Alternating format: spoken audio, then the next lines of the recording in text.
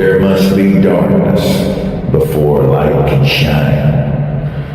We're giving a voice to the voiceless, and we are honoring those and those left behind who have given the ultimate sacrifice. So we the people, raise up your glass. There will be no fear here, where light is eternal. You have found the two-step tribe. Welcome home.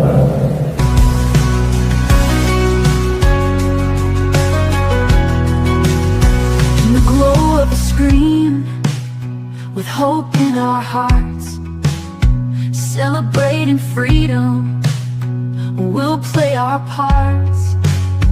From football fields to the ring of a fight, we hold our heads high in this American life.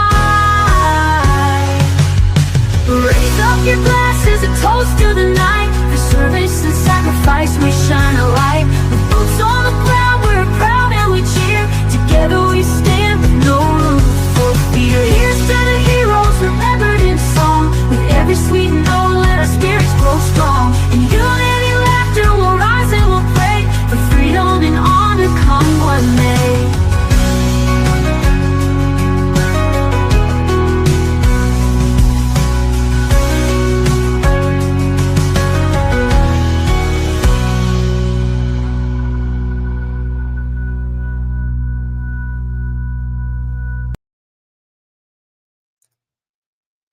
There you have it. Welcome to Patriots Inside the Wire, Two-Step Tribe. It's a Tuesday. How's it going, Uncle Rhino?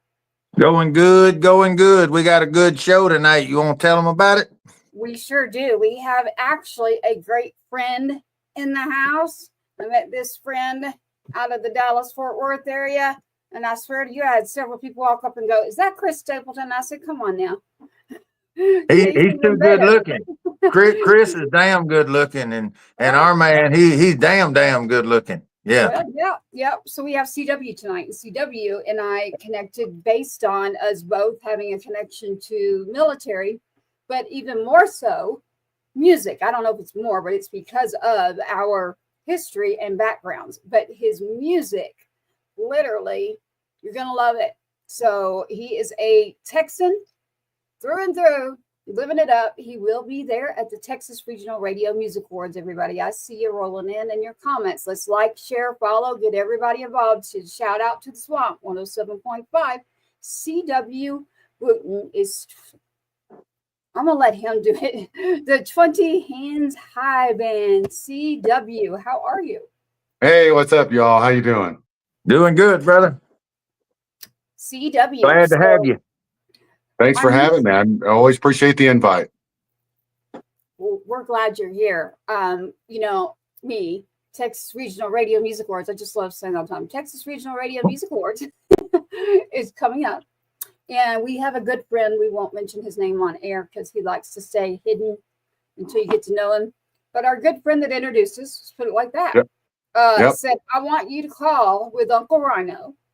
And Uncle Rhino has now included the tribe with Uncle Rhino, mixing in all of our Texas connections and roots that we have here. So that's how we got to you. They made sure, they said, "Here's who we want you to call." And I said, "Well, Right on. He's always welcome. He's at home here, right, Uncle Rhino?" Well, yeah, but we, CW and I actually met at the video shoot of Wailing for Cash. And I loved everything about his vibe. I'd caught some of his music already. So for me, because I've been immersing myself back into the reintroduction of the Texas scene since I had left, back late 90s, early 2000s.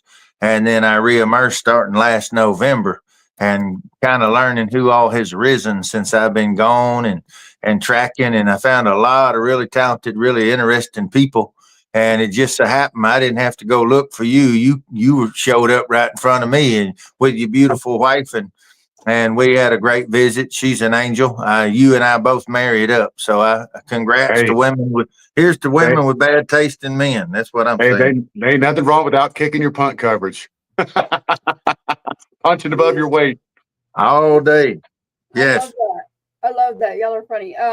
So true story. I'm not kidding. Like someone literally came up and they were like, "Is that?" I was like, "No, that's CW. That's even better to me. That is someone who has done a lot for this country, but not just that. Music is medicinal, the universal language, For sure. literally." And then Uncle RYANO and I have developed with the tribe as far as music goes, and we are just rolling, right, Unc? We are sky's limit. You remember when you met CW, you met me, and I said, "Look, I'm going to do this, and I'm going to sit back and just watch." And we're doing it. Yeah, it's one of those things for so long. Texas music has been separated. That's one thing I noticed when I came back. And I don't, for me personally, I don't like that because we wouldn't have Texas if it wasn't for Tennessee and Alabama and all of our brothers and sisters who came in and supported us. So I don't want to wall up. I want to collab as much as we can. And because the preaching inside the church doesn't convert anybody but the choir. I want to open the doors and the windows and have people in Georgia knowing what red dirt is, because we got so many folks scattered around the country. Red dirt been around since the 70s, and we got people past Kansas, past New Mexico, past Mississippi, Louisiana, and Arkansas. They don't know what it is, and that just doesn't work for me. I want.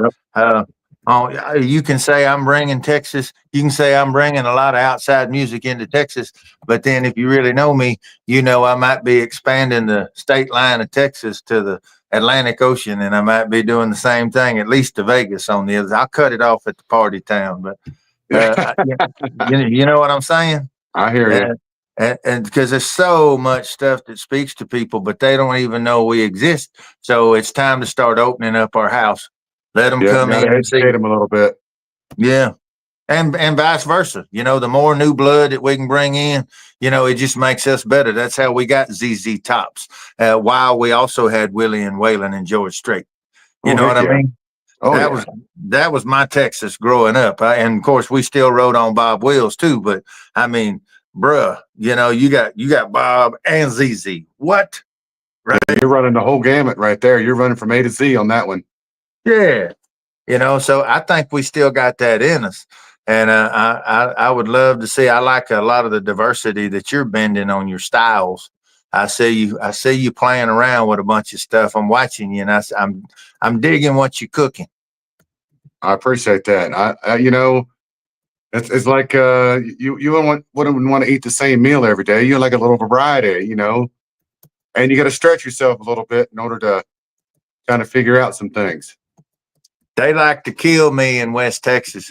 Every day I got up to have breakfast, it was huevos y papas. And I said, that's cool. About week number 2, I said, look, a biscuit is your friend. It ain't gonna hurt nobody. I need a waffle. I need something different today. Something. It ain't your friend. That burrito, you got to put it down sometime and just walk around and get you a buttermilk biscuit and roll the dice, baby. A little fat back. Oh yeah, and get you some sausage gravy slathered on there. You good as gold. Mm-hmm. It's killing me right now, CW. Do you know why this is killing me? It's because CW and I, the first time we actually sat over a meal was a big old slab of like bacon or something. I don't know what it was. Bacon. It was extra thick cut bacon there at the place right next door to Texas Live and there in Arlington. That was a whole thing. That was all bacon? It was all bacon, and it was ridiculously good. Like it should be illegal. It is, y'all. I'm not kidding. Like, so I had to refer to him. He was like, try this. And I was like, it's just a big slab of meat. And I was like, all right. Now I love my red meat. Y'all don't get me wrong. And I was like, oh my God, this is bad. Like, we ordered another one. I'm not lying. We went through 2 or 3 orders that night because everyone kept like, oh my gosh, what is this? I'm like, it's bacon, but it's not bacon. It ain't no bacon you've ever had before. No, it's huge. I mean, huge. And that's at the Texas Regional Radio Music Awards, which is coming up in March again. And that is where CW and I were having a great meal. We'll do it again this year, and we're able to bring Uncle RYANO. So I can't wait for that. For everyone out there, you know, CW, I like to start off with saying thank you for your service. Absolutely. Obviously, that's a big thing over here, right? And then from there, I have some questions because you've been rocking and rolling here in Texas now all over. And you've got a few songs out that I'm curious about these songs, about the titles of just one of them, especially. And then, did you write these songs? And can you tell us that you have a whole band too? So your whole band is still with Yeah, you, right? I've got a 5-piece band, and then yeah, some of the songs we're talking about today are all solo writes. There's things I wrote myself, you know, and it's just like I always attribute it to like rain. It shows up when it shows up. It lasts as long as it lasts, and you just be happy that it showed up when it did. Because sometimes you get good rain, sometimes you get bad rain. But I felt like out of this batch, I got a bunch of good ones. Catch as much as you can while you're getting it. For sure. Have that rain barrel handy, also known as a notepad, and jot down every idea that comes out of your mind. Yeah, Unc knows all about that. He's like, if she sends me another song, I swear. I've just been a writing fool. So for everyone out there, that's called music is medicinal, and the writing of the songs is a very therapeutic thing to me. Oh yeah. And Uncle RYANO comes along. He's like, slow down, kid. Like 1, 2, 3, or 4. Don't send me 500 songs. Well, I look at it because I've done it for so long. You know. Every single song, it means something to you because it's a piece of you that you put into it, regardless. It does. I've gotten to a point where I'm excited about every single one. That doesn't go anywhere, but it's tempered with the fact that I don't want to do Sam's Club, because there was once upon a time where I was cranking out 3 a day times 160 songs a year, just flooding my publishing company that I really only had to do 12 or 24, 12 solo writes, 24 co-writes. In my first year, I turned in 147. And that was not uncommon for me, but quantity versus quality. And I started to really go back and understand the craft better. The craft seems so simple. That's what makes it so hard, making it conversational, but everything that you say is without saying exactly what you're saying. So the people will come to the realization on their own because you're painting these images. So their mind goes exactly to the snapshot versus me going, you got up from the table and you said, okay. You base paint part of the picture. The listener ends up filling it in with their experience and how they relate to the song, which is why you can have a song that's out there and 15 people will tell you, oh, you wrote that song about me. And it's for 15 different reasons. And that's okay. I tell all 15, yes, I did. Yes, I did. Yes, I did. Because in a roundabout way, I exactly did. That's as a writer, when you're younger and you're newer, and by younger, I mean in the craft, everything you're pouring your personal experiences into it. Okay. That's normal. That's natural. But eventually what you're going to do is you're going to see CW, big old mountain of a man. You are going to write a song through the eyes of the little 5'2" waitress that's a single mom with 2 kids at home. And you're going to feel her pain. You're going to feel her fears, her worries, her struggle, her long day, her hurting feet, aching back. Kids waiting with a full-time job when she gets home. And you're going to write that, and it's going to sound like it came out of her mouth. And when we as writers write the theme song for other people's, when we write the soundtrack to the favorite memories of other people's lives, that's when we have accomplished our goal. We have arrived at our purpose. You betcha. Mm-hmm. So I have a question. CW, I've always wanted to know. You have your band. It's a 5-piece band, and it's CW and 20 hands high. Why is it 20 hands? Is it because 20 hands? Yeah. Originally it was just 20 hands high, and because I didn't initially have my name on the band. Okay. And when I was trying to come up with names, folks said, well, if you're not going to put your name on it, it needs to be something about you. And so I just kind of half jokingly said, well, If I was a horse, I'd be 19 hands high barefoot. And I'm like, that doesn't have any flow to it. But with boots and a hat on, I'm 20 hands high. And the guy I told it to said, that's it. That's the name. You got to go with that. I'm like, Yeah. Cool. all right. If that's what sticks in everyone's mind, perfect. I like it. And I actually did not know that story. So that's one of those things that I've been wanting to ask you. So I love that. And I have to get out and see your full band. Now, let me ask you this. So with the Texas Regional Radio Music Awards, you don't just have that. We were talking Josie's, and anybody out there, if you're paying attention right now, that's a Nashville thing going on. Just like going to Texas Regional Radio Music Awards. The Josies have been around in Nashville for a while. When did they start? Because for some reason I missed all that. This last October was their 10th anniversary. 10 years. Okay. Yep, right there out of Nashville. And CW himself has been there and won himself. Yeah, we just won Country Group of the Year. And I got to go on stage at the Grand Ole Opry to do my 15-second speech. And I was so elated. I'm not even sure what I said. I hoped I thanked a bunch of people, but all I could think of was I'm standing in the same circle as Bill Monroe and Roy Acuff and every other one of my musical heroes. I'm glad you said that. We've heard of several people come on and say, oh yeah, and I want to hear them say, but I was standing in that circle that they put in that actually had all these iconic individuals that were on that. It was surreal. Yeah. But you only get 15 seconds inside that old chunk of wood that they took out of the original Opry. But to Tracy's point, and this is very true because we were both permanent longtime residents in Nashville. If you want to stand where they stood as long as you want to, that alley behind the Ryman, between Tootsie's and the Ryman, that's where everybody hung out, and for the smoke breaks and everything else. And that's real holy ground right there in that alley. A lot in that alley, that's for sure. I say go in there and take a knee and just stop for a moment. And Tootsie's is still there. It is one of the original owners still. We're talking about Tennessee now. We're supposed to be talking about Texas, but we talk about music everywhere. So, have you been there and stood at the Grand Ole Opry? I have. I've been in the Ryman as well as at both of them. Best show, if you ever go to the one over there in Gaylord, that Opryland, that one over there. Best show I ever saw at the Opry. We used to go. I had so many friends, even when I wasn't playing or anything, I'd go and just hang out backstage with my friends.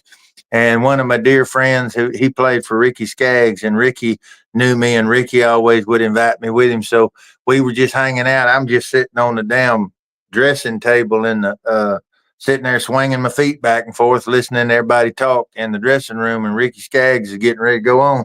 And I heard everybody go, hey, it's Mr. Bill. And everybody kind of straightened up and turned around. And little old Bill Monroe come walking in. He said, let's stretch our strings. He went in there and he started on that mandolin. He started hitting some stuff, bud, that was like Steve Vai stuff on a damn mandolin, just killing it. He could tear that thing up. Ricky got in there. It was so electric. This is backstage. This was the best show of the night, and nobody ever got to see it. And that little old man started clogging while he was playing. Those feet got to going, and he was clogging, doing it. And the stuff from when you went and you got that the stuff that you see not on the main stage, the organic stuff, that's the real magic in Nashville. I can only imagine. To be a fly on the wall for that. I put you in my pocket. Right? I ain't got a pocket. I'll get a shirt with a pocket, and then we'll go. Right on. Well, I've actually been around quite a bit of that area, not as a full-grown adult, but I grew up literally down in that area with many musicians. So there's a whole lot we can talk about over a drink and bacon at Texas Live, but not don't have me at bacon. Not live. Can you see this? I'm probably going to break something. Let's see if you can see this. Can you see that sticker? Ryman. Oh, Ryman Auditorium. Yes, sir. Yep. That was in there putting some spank on it one night. Right on. Yes, Uh, Matt. that, It's like that was yeah, just that hold was your nose. yeah, Just that hold was it. when they weren't too particular about who they let in. So they've classed No, it you up since deserve then. that. Ah.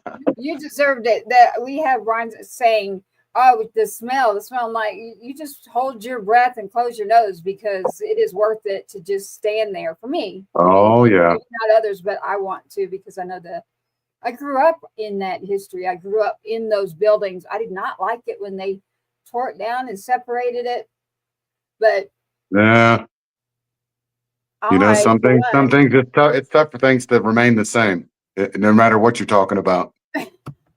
Yeah, and it's like what she's talking about, and what we referenced, that alley, the overlooked places that actually were the real commonly touched, areas. There was a place, a lady's name was Sue, and she had this little house, little apartment type setup. It was nothing fancy. I think this was in the 60s and 70s. And I used to ride a bunch with Harlan Howard. And Harlan, he was real tight with Chris and Johnny and Willie and uh, Roger Miller, all of them. And Waylon was one of her favorites. And I think Sue was like a club owner, or maybe she was like a waitress. I think she was a club owner. But when the clubs would close, all the guys, they were writers. They were all broke, and they were all just loved writing and hanging out and playing music. And Sue loved the vibe. So she brought them all back over to her house, and they would just crash for days on end. They would stay there at Sue's, and you'd walk in and you'd see Willie and Waylon and Chris and Johnny and Harlan and all these guys just hanging out. And they nicknamed it the Boar's Nest. And the Yeah. saddest thing, the last time I went over there, I was talking to somebody, and we tried to go find it, and they had bulldozed that down and turned it into a parking lot. And Oh, that's a that shame.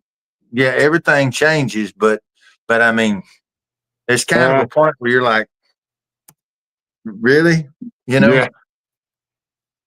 some of the stuff that was written in Sue's house was insane. That what it did to country music, and then how it affected pop music and everything else during the 70s and 80s. No doubt. No doubt. speaking of songs, CW, you have a few songs out now that are, tell me the order here. I've got a few really good looking songs here. I happen to know one of them, but I'd love for you to tell me some more about it. Well, right now we just released Country Queens this last week to Texas radio. It's just a tip of the hat to, those country queens and their painted on jeans. If you haven't been, if you've ever been anywhere at a dance hall, you know exactly who I'm talking about. And so the mystery and the draw to like moths to a flame. Yeah, It is, and we do have that song in here, and that is. I was wondering, that song to me is like classic country, and just if you listen to the words literally, it's. I knew exactly what it was. I was like, I know exactly what that song's about. We had a good time recording that. I bet. I You bet. got to throw in some honky tonk piano and some other things, and it's like, oh, it would be cool if somebody wanted to get classic cool. I don't know. It could go classic cool or pedigree white trash. I don't know which way, but I'd love to see them throw up the Sistine Chapel kind of ceiling in one of them places. But instead of Adam's and God's finger touching, it'd be Adam's finger doing like that, and then you see a pair of Rocky Mountains right in front of, right in line. I don't know. I'm a simple man. I don't. Tracy, did I say that with my outside voice? I didn't mean to. Uh, I'm used to that voice all the time. I didn't know there was a in and out. Well, CW laughed, so that only encourages me. So from now on, moving forward, that's where I'm pointing and going to that right there. CW, yeah, I got you. I got you.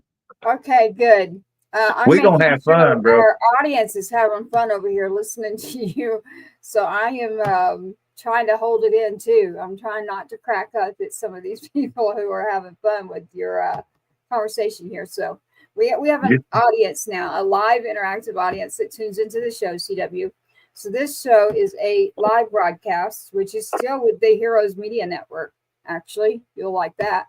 And it is also radio, and it is also a podcast. So we are rolling through multiple channels, and I get to see things that y'all don't get to see. Some of those things I don't get to pull up.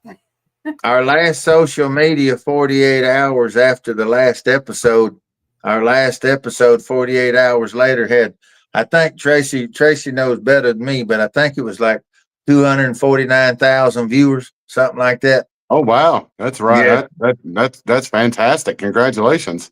Yeah, well, Yes. it's because of folks like you being on here. If it's just me and Tracy, they'll be like, they like looking at the good looking chick, but then they mute it when the old guy's talking. So that's how that works. I don't know about that. You have your own, we need to do your own show. I need to turn it around on you, do a whole tribe show. And I got a couple people in the industry that are willing to do that with me. So I'm going to be talking to you about you. I'm the one. I'm wearing I'm supposed to be the one dressed like a pimp. You ain't supposed to be pimping me out so quick. Well, okay. I'm cheap. That's it. I'm cheap. Ain't easy. Hey, I have a question. Everyone, and especially on this screen with CW and Uncle RYANO, what did y'all think of the new intro? Oh, I liked it. I thought it was cool. Okay. All right. Well, I'm a clean slate. I mean, it was a concept that Tracy and I had discussed. We live patriotism. We're not going to preach it. We're going to live it. And everybody who walks next to us, it's kind of like you can be a Christian or you can be Christ-like. They're not always one and the same. And so we're going to walk the walk. We're going to serve those who've served and the families, because they're also enlisted by proxy. So, I mean, that's just how we operate. And the more people that know us, the more that's an automatic. You just don't, there's no question. And so you have a lot of people now in this movement where it's patriot. But then when the cameras aren't rolling, it's just, you're missing something. Okay. Well, patriotism shouldn't be about me selling all my t-shirts that I'm selling. It should be, where is the money going to Tunnel to Towers? Is it going to scholarships for the children of fallen soldiers? Is it going to suicide prevention? Is it going to the siblings, as Tracy and I discussed, brothers and sisters of fallen soldiers, the Gold Star moms and dads? I mean, we got a long list to play. Everybody else got money except for the people who ensured that we could have the jobs we have and make the money we make, and For sure. That's where our head and heart's at. We doing the work. We ain't talking the talk. That's right. So back to that. So shout out again, Swamp Radio 107.5. We've got Music Row. We've got True Grit Radio. But again, Swamp Radio, really good to us, really good to our musicians. Say thank you to them. I agree with everything you're saying, so I can't really add anything to it. Whenever you got it out there, I'm like, just keep going, because it's working. Everything's getting out. I love it. You just keep being beautiful, and I'll just keep not being. Well, I don't know about that. Whatever I'm doing. Yeah. I just let the bottom half of the screen it's like pajamas all day long. So I don't know about all that, but hey, don't tell my secrets. That's me. Hey, CW, you can't bring sexy back if it ain't never left, CW. Oh, that's true. That's true. Okay. All right. We've got you nominated at the T3R. And a lot of people, when we say, they're like, what are you saying, Tracy, T3R? And I'm like, well, it's Texas Regional Radio Music Awards. Again, Texas Regional Radio Music Awards here right out of Texas at Texas Live. My good friend who would come into, and I won't name the name of that radio station. We met years ago, and I'm not that old, but he's a little more seasoned in the music industry. Had a whole lot of fun when I was on the night shift coming in, and I got to meet this individual, and I cannot wait to come back to the Regional Radio Music Awards up there at Texas Live. CW. Last year, I got to go into the gospel rounds where there was maybe 9 people. I'm not kidding. Maybe 9 people. But guess what? That was my favorite apart. And you were playing in that room. I had already met you, but you were playing in the gospel rounds there. Yeah, we did a Sunday morning thing there where we all did a few songs. It was a lot of fun. I loved that, but it is true. There was maybe 6 to 9 of us. That's it in there, but that was the awesome part of it. It's, knowing when and where to go in the industry. That room was filled with some icons in the industry, actually. Not the ones playing, but the ones that were the 6 to 9 out there where I was sitting. I was like, nobody else knows about this, huh? So it was fabulous. I loved it. Now, this year, you are nominated with your band. Yes. Correct. And you're playing. Are we playing? I'm not playing this year, but we're nominated. We're finalists for New Band of the Year in Texas. So, yes.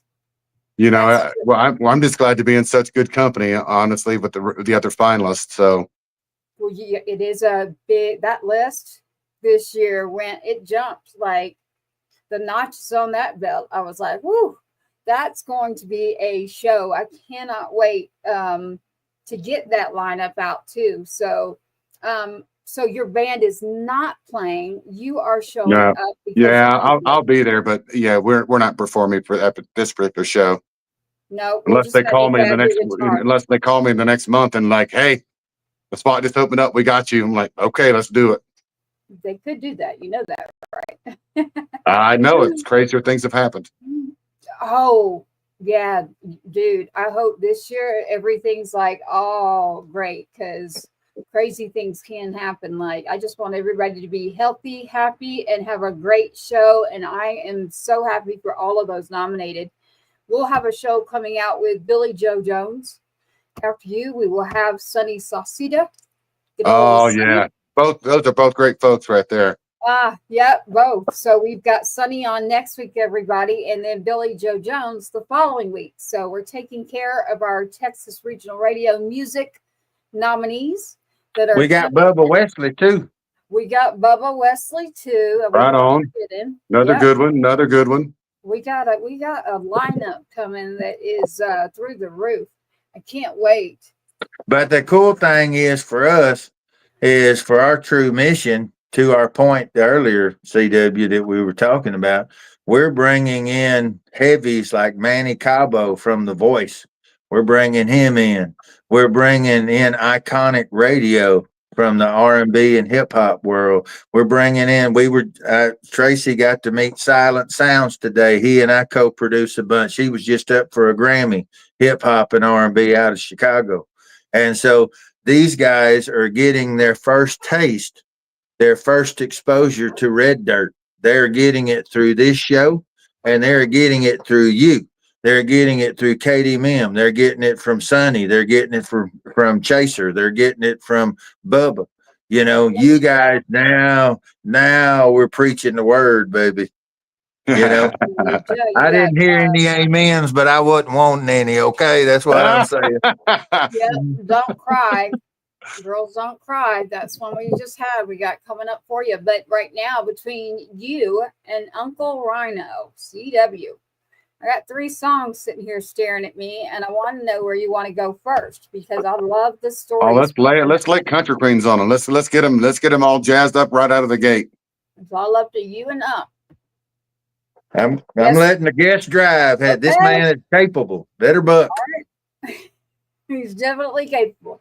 This is Country Queens by C.W. Wooten and 20 Hands High, his full band of 5. Here you go, Country Queens.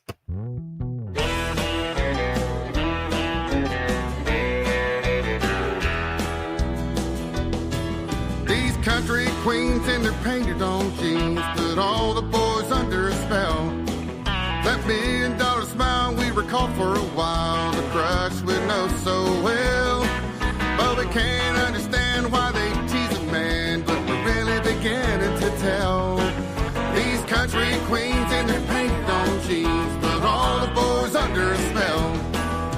The birthday girl wearing her sash, your friends all gathered round, testing the bartender to make a fancy round. Just here with their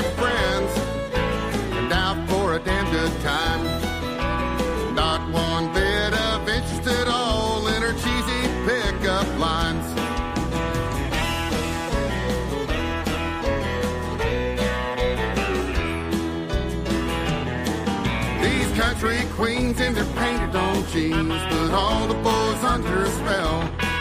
That $1 million smile we recall for a while, the crush we know so well. But we can't understand why they tease a man, but we're really beginning to tell. These country queens and their painted on jeans, put all the boys under a spell.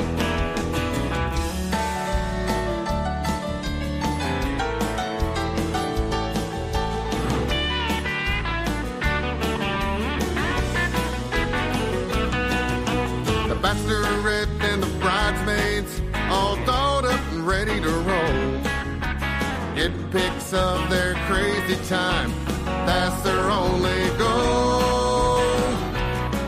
They walk in together, ready to dance and drink. They don't seem to care at all what anyone else might think.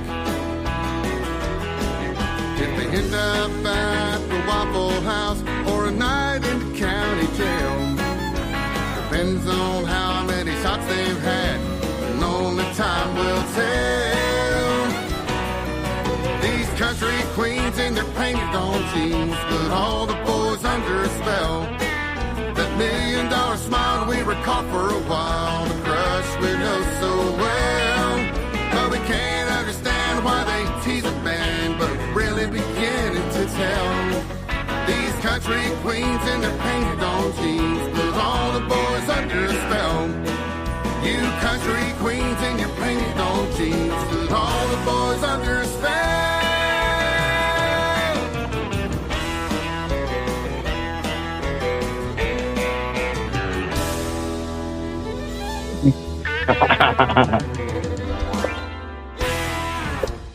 Yes, I love it. See, it Thanks. just tells its story. Yeah, that's has anybody, are you have you ever spent a lot of time listening to old Mo and Joe? About Mo Bandy and Joe Stampley? Yeah. Barroom buddies, that's the best Yeah. kind. And that one of them? Yeah, I was vibing that. That was, yeah. I stepped away for 15 years from the industry, like completely vanished. And I started easing back in 2023, and I physically came out, last year. And that was the process. I showed up at the TCMAs. I actually saw you at the TCMAs. That was my first event in Texas. I'd been to the Grammys. I'd been to Calle Ocho in Miami, Jazz Fest, Houston Livestock Show and Rodeo. So technically that was the first one. But as far as a music event, the TCMAs was the first one that I went to. And who would you think? I hadn't seen him in 20 something years. I was standing in line to go do the red carpet and visit with everybody. And a nice man said, "Hey, can y'all make a little bit of room?" You remember how it got congested over there by the end before, and standing over by that end. And I turned around and looked, and it was one of the handlers from Billy Bob's. It was Mo Bandy was with him, and I turned around and I saw him, and I was like, "Oh my God!" And I'm older than I used to be, so I had to take everything off so he could get a good look at the face. And he was like, "Oh, well, we got a picture together." And so for me, he was older. I was young, breaking into the business, but I had the great honor, and he was such a courteous. Have you had a chance to visit with him at all? I have not. I have not had that pleasure yet. Next time we're at an event, I'm telling you right here in front of everybody, if Mo's there on site, you're gonna meet Mo Bandy. That when we're there, he's a great man, wonderful human That would be being, fantastic. and he would love you to death. So we're gonna do that. Mm-hmm. Painted on jeans. I love it. These country queens and their painted on jeans. Love it. That one's going on 107.5, literally. Heck yeah. I'm seeing the Da Vinci reference. It's definitely going on in there. We've got a few more in here. CW, I have a question here. What is the latest song? So what is your newest song release? Was it Country Queens? Country Queens was it. That just like I said, just came out last Thursday. Okay. And you have two others here. Obviously, one of my favorites is Same Old Star. I don't have that for us tonight, but I do have Tombstone and Under the Flag are two that I have in here. Yeah. What's the story Let's there? let's talk about Tombstone. And basically, what that song was about was it was. I wrote it because it's about telling people how you feel about them when you can. Otherwise, you end up talking to a tombstone and it's too late. And so, and that song actually got pitched to a very, let's just say it's a famous Western show that's doing very well on Paramount. There's a guy named Rip who's one of the characters, if you know who that is. Oh, what's one of the pictures I should have sent you? I actually, there's a picture of me from about 7 years ago with much shorter hair and a shorter beard. And it's like, I showed it to someone, like, holy moly, you look like Rip. I said, yeah, but I was Rip before Rip was a thing. Yeah, he was still Terror back then. He wasn't full blown Rip yet. He was he was a slight Terror. Yes, but yeah, that it's just it's a kind of a somber song about, you need to tell people how you feel about them when you can. Never pass up a chance to tell someone you love them. Yes, thank you. So Mike here is mentioning that Country Queens is on, and Same Old Star at Stars Over Heck Texas. yeah, thank you, sir. Yes, sir, Mike. Thank you. We've had Same Old Star. We're not taking it down off of ours either. It is one of my favorites. But Tombstone, you just said something. You're very right. It's like don't do something and think I'm going to show up.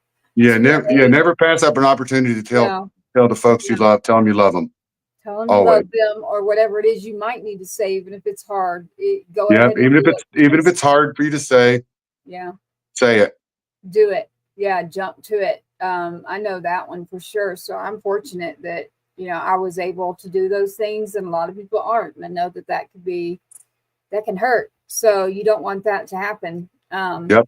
That's why I won't show up at your tombstone number one if, well, to be really honest, I just can't. How's that? I'll be there for you while you're here. There you go. But after that, I stick to this. But so Tombstone, and then that's really cool. Thank you, Mike. There, I saw that. We agree. I love Same Old Star. I keep that up all the time. Same Old Star. Where did Same Old Star originate from, CW? That's one of your songs as well. Same Old Star was the one I wrote that when I was coming out of a club in Casper, Wyoming, and all the street lamps were off, and I thought that's odd. It wasn't like there was a power outage; it was just they were all off.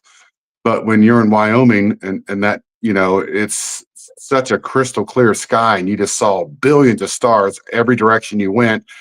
And I had a sappy thought for a second that said, "Man, what if two people were wishing on the same old star?" And I was like, "Oh, I got to go write that down." Then I went into my room and I wrote the song in about 45 minutes. Wow. Those are the good ones. That's when you know. That's for sure. That's when you know. And then, so in a minute, what we'll do is play one of those. Uncle RYANO, who is here as a host here on Patriots Inside the Wire Two-Step Tribe, is someone who did that intro. So thank you to Uncle RYANO. And for Uncle RYANO and the music, be able to pull that out too and get that in the intro as well. That was an excellent choice that you did there. Please tell the people that did it, thank you. And CW, you're familiar. You're familiar with the two-step part, being Sergeant Two-Step. We usually stay away from that subject only because music is medicinal. And this is the universal language, and we love to hype up on our show with the tribe and our music. But obviously that comes up as a reference because of some subjects that you brought up there. So some people don't know what that means. Gold Star moms mean that their active duty service member that was serving are no longer here. So CW is very familiar with what that means. I do know that. So again, thank you, CW, for your service as well. Absolutely. I have to wonder, the other so I just did one too that's called Flag. Uncle RYANO will give you a story in a minute because that one went like squirrel, right? Uncle RYANO, he likes to use the word squirrel. Squirrel. Under this flag, when I saw that, I went, interesting. It's definitely not going to be like the one that I know in here, but it might. What is under this flag, and how did you come with that one? It's kind of in three parts. The first part talks about, here I stand under this flag defending her right to fly free. So that those who are still on active duty, doing the thing that to ensure that freedom rings true every single day. Yes. Then the next verse it gets a little heavier because here I lie under this flag. You know, and it's from one person's sacrifice. And then the third time it goes through, it's here we lie. It's the collective sacrifice of everyone who has been before us, who has passed in the line of duty. Amen. You know how I feel about that. Shout out to Rob out there. Yeah. We see you. 107.5 The Swamp. Thank you so much. The statements you're making are a personal one, and I know that we have a lot of the families watching, but then we have a lot of our music tribe that love to make us, they try to get me to throw me off, literally. Like Uncle RYANO, Gremlin's missing tonight. Literally, everybody's like, what is she talking about? Part of our live audio interaction from our audience, we have a conversation starter, kind of like old school days in an audience. Like, I'm old school, I'm taking it back. You know, you'd have your audience out there. Boy, does she stir up the people when it comes to music and what's going on. So we got to check on Gremlin, see where she's at. But Mike here has, again, Country Queens and Same Old Star are on Stars Over Texas TV. And Heck yeah. CW just hinted to you, CW, I would love to see that picture on the back channel. I think I know what you're talking about. Well, Jesse's tribe. let me see if I don't know if I can shrink this down without losing you. Well, what I'll do is let me try one of these times when I'm off camera, and I'll see if I can send you that picture. Right. That's what we'll do. We will do that. So, Uncle RYANO, before we go into a song or anything, I want to know what you want to know. Well, I want to know the backstory on Wichita. It's a different song. We don't have it lined up to play, but that would have been a theme song. You know what we were just talking about, you know, how writing the theme songs for other people and things like that. I must have been 97, 98, somewhere right around in there. And when you would go to Kansas City, you got Kansas and the Missouri. It's on either side, right? And so we pivoted over, and there was a club called Beaumont's. And we were fixing to have to shag and hit the road early the next morning to go to Wichita. And we were, I walked into the bar. I took about 10, 15 big steps. I was with a guy from Baton Rouge, Louisiana. He was my national promotions guy. We walking through there, and my spidey sense went off, and I stopped, and I just froze in one spot and started looking around, and I saw a dude drawing a bead on me. And I turned around and looked at him. It was Tough Hedeman. And we ended up sitting down and getting hammerjacked right there. We went from Catholic to Pentecostal all in the course of about an hour and a half. Hanging out Holy right moly. there. Yeah, we did. Yeah. And then we had to go to Wichita. The origin from back to Wichita was actually about a buddy of mine. You know, sometimes it's not our story. We tell someone else's story. And so it was about a buddy of mine who, you know, lost his job, lost his girl, and he was just kind of spiraling out of control. And so he was going to go home kind of for a mental reset. Now, his hometown wasn't Wichita, and his hometown would have been way more difficult to rhyme with. It was Philadelphia. That's way too many syllables for a songwriter. You know, yeah. So I'm like, well, let's just take him back to Wichita. That's far enough. Yeah, there you go. And so you could say I'm sitting in Philadelphia all by myself here. I'm just saying. And people are like, it rhymes, but it doesn't make no sense. Yeah, that's the best stuff. Yeah, I'll pull a Don King card and just make up words. Right there, you go. Make them up. Mm-hmm. There you go. Amen. I love it. I see somebody who's also popping in here. As we're going to play a song, I'm going to have them come up too and let you meet them as well. CW tonight, you are on with CW Wooten and Twitty Hands High, the band that is behind CW Wooten. You got to always remember that band, number one, for sure. And the Texas Regional Radio Music Awards that are upcoming. Uncle RYANO and I will be in attendance. We will be there early. Woo! I caught it, y'all. I've got good reflexes. Like a ninja. Just say, good job, Tracy. Good job, Tracy. Speaking of that, we've gone over a couple of songs here. I did, actually, Mike, we did. So they're all talking about your story of 20 hands high, and that being your boots and your hat and equaling those 20. Yeah. Yes. I'm 19 hands high barefoot. I just didn't have any flow for me. I'm like, that doesn't have any flow. Yeah. But boots and a hat on makes me 20 hands high. And I was like, oh, right on. We can roll with that. Exactly. I love it.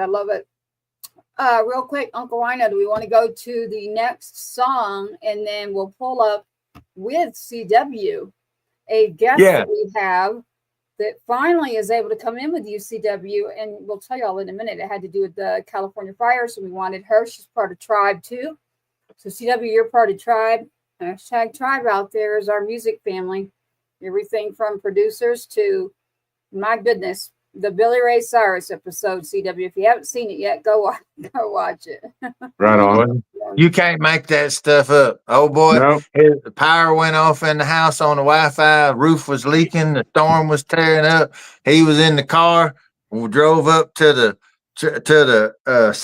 what do you call that? The tower, cell tower. He called it the cookies cell phone tower. He's up there in the middle of the damn night. I can't tell you. I ain't gonna say where he lives, but it's country. It's outside of Nashville. I know exactly where it is. And he's up there. He done pulled a little truck up there, and got the charger in, got the phone on so he can talk to us, and got Tommy Jack, the little dog, with him. And he's up there in the middle, and it sounded like Valhalla just dropping on the car on the raining down. And he out there trying to talk to us do the call-in thing. And then the popo started driving around wondering who's sitting way up there in the car, by the cell phone tower. Yeah. So that was a running joke was BRC getting busted. We gonna have it live. He gonna be busted up there. They messing with him. And yeah, you can't make that stuff up. Literally, He's not kidding. In our Louisiana Growler, so 107.5, The Swamp again tonight. CW Wooten, 20 Hands High is the band. We're talking about Texas Regional Radio Music Awards and Tribe for Music with Uncle RYANO here tonight, and CW Wooten and his band. And we've already had one of those songs. And in a moment, don't go anywhere, we do have our other artist that has popped in, and she's a bad apple, literally, y'all. I can't wait. Yeah. For you. Where I'd like to go, though, CW, is let you. Where do you want me to go? Do you want me to go to Flag or Tombstone? Because bring up Tombstone. Bring up Tombstone. I'd like some folks to hear that, and maybe, if we send it out into the universe, a cast of a wide enough and far enough net, maybe it'll get some traction for a TV show or something. I got ya. All right, here we go. This is a song by CW Wooten and 20 Hands High, and it is Tombstone. Here we go.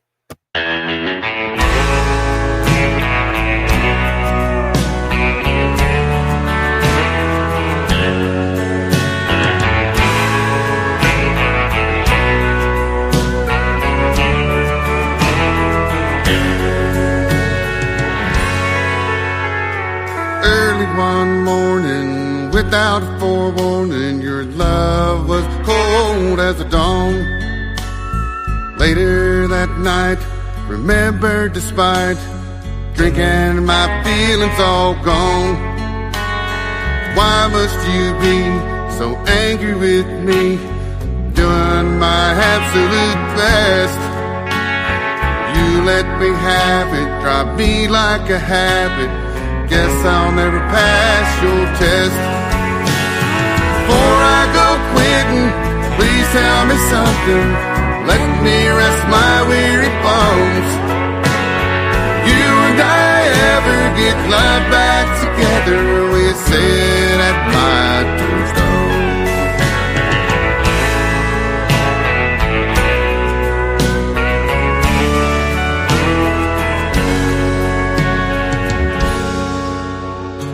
I may made a promise to your dad and mama to love you the rest of my life. Way things are going, unlikely I'll know it before rooster crows at first light. Fall night grows longer, feeling so somber, makes me cry tears of pain. Living on whiskey, you don't even miss me, making me go insane. Before I go quitting, please tell me something, let me rest my weary bones. You and I ever get love back together, we sit at my tombstone.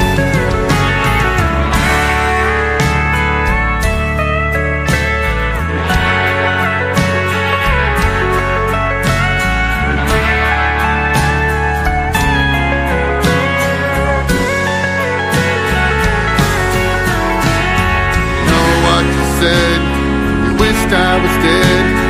There's no sense in denying you loved me once, but now you're done. Anything else and you're lying. Before I go quitting, please tell me something, let me rest my weary bones. You and I ever get love back together, we sit at my tombstone. You and I ever get love back together, we sit at my tombstone.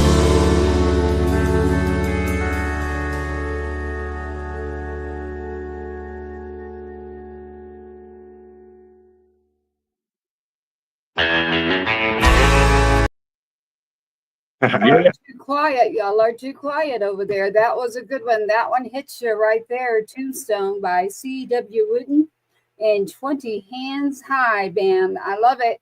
I see exactly what you're talking about too. What about you? Yeah, that's a thing. Y'all shrunken down there. Yeah, that was me trying to be small. That's a sync. I can see where they did the sync license, for movie and TV sync.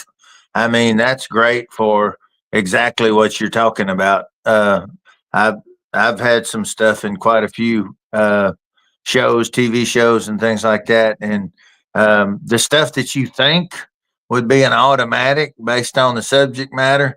That's never what the producers freak out and go after. It's like the other way, right? You know, you could have something that's the equivalent, not the same thing, but the equivalent of a Highway to Hell AC/DC, and they'll put that in a touchy feely, gospel movie, and it's like that doesn't make sense, but okay. But they will, but because they're writing for a concept and that we're not read in on, and we don't always get the unedited version, with the ticker at the bottom on the movies. Yeah. I've had them sometime and they're helpful, but a lot of times you don't get it. They just say, "Hey, we're doing this. This is the subject matter. Submit something." So.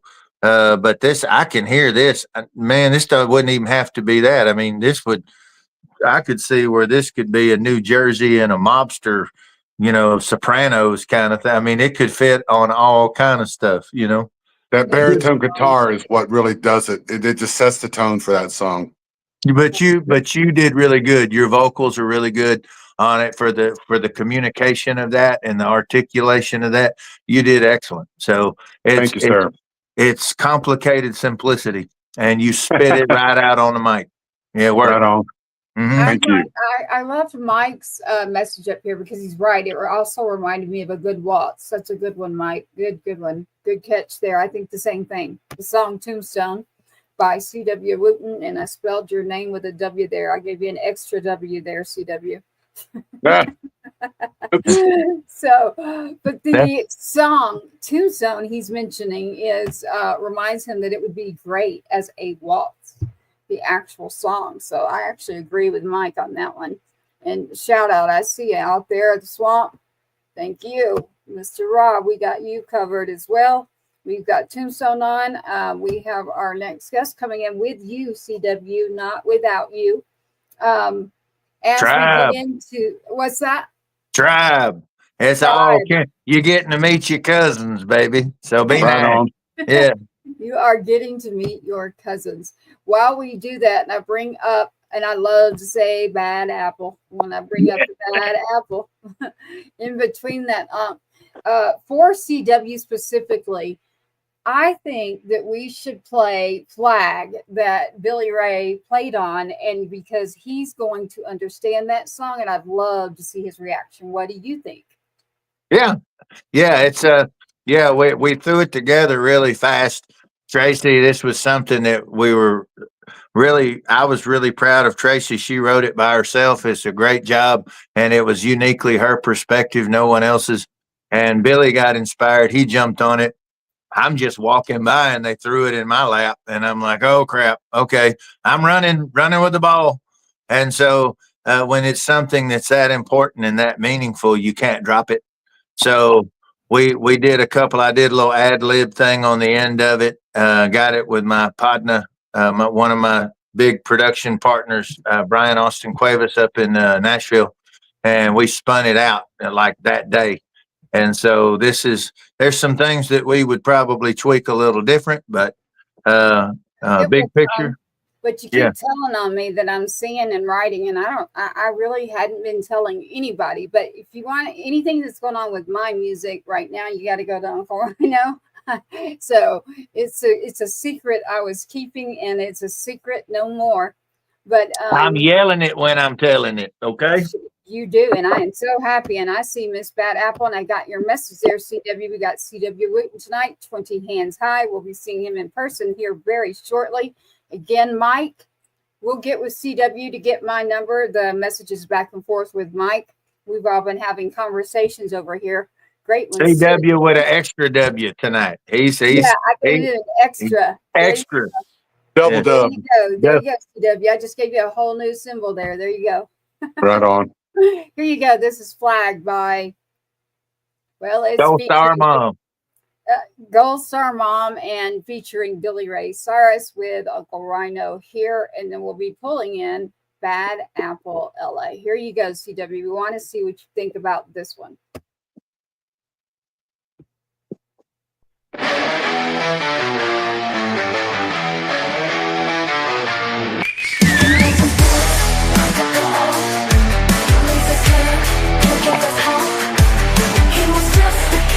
Stood so tall, now the silence where you used to call.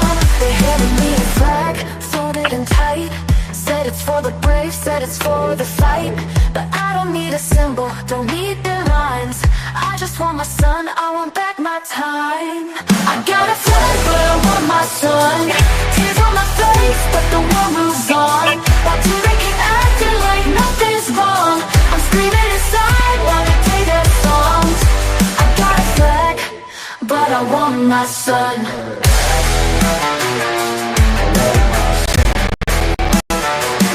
The sky's still blue, but it feels so gray. Every step I take drifts further away. The boots he wore, now they just sit. I can't touch his face, can't handle it. He fought for a dream, for the red, white, and blue. But the cost of freedom, they never tell you. A mother's heart breaks, it'll never heal. While the world keeps turning like it's no big deal. I got a flag, but I want my son. Tears on my face, but the world moves on. Why do they keep acting like nothing's wrong? I'm screaming inside while they play their songs. I got a flag, but I want my son.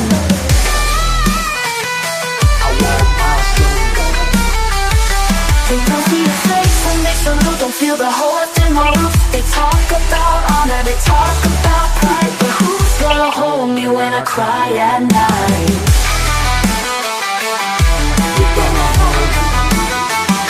The world's so loud, but it feels so cold. A hero story, but it left me alone. Tell me why the brave have to die so young. I got a flag, but I want my son. I got a flag, but I want my son. Tears on my face, but the world moves on. Why do they keep acting like nothing's wrong? I'm screaming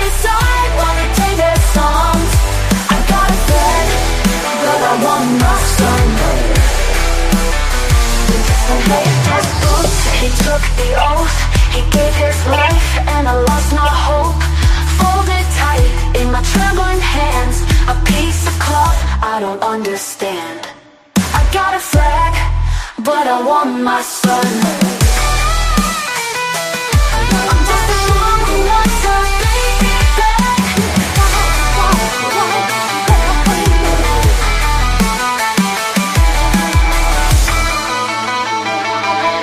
Just a boots, he took the oath, he gave his life, and I lost my hope.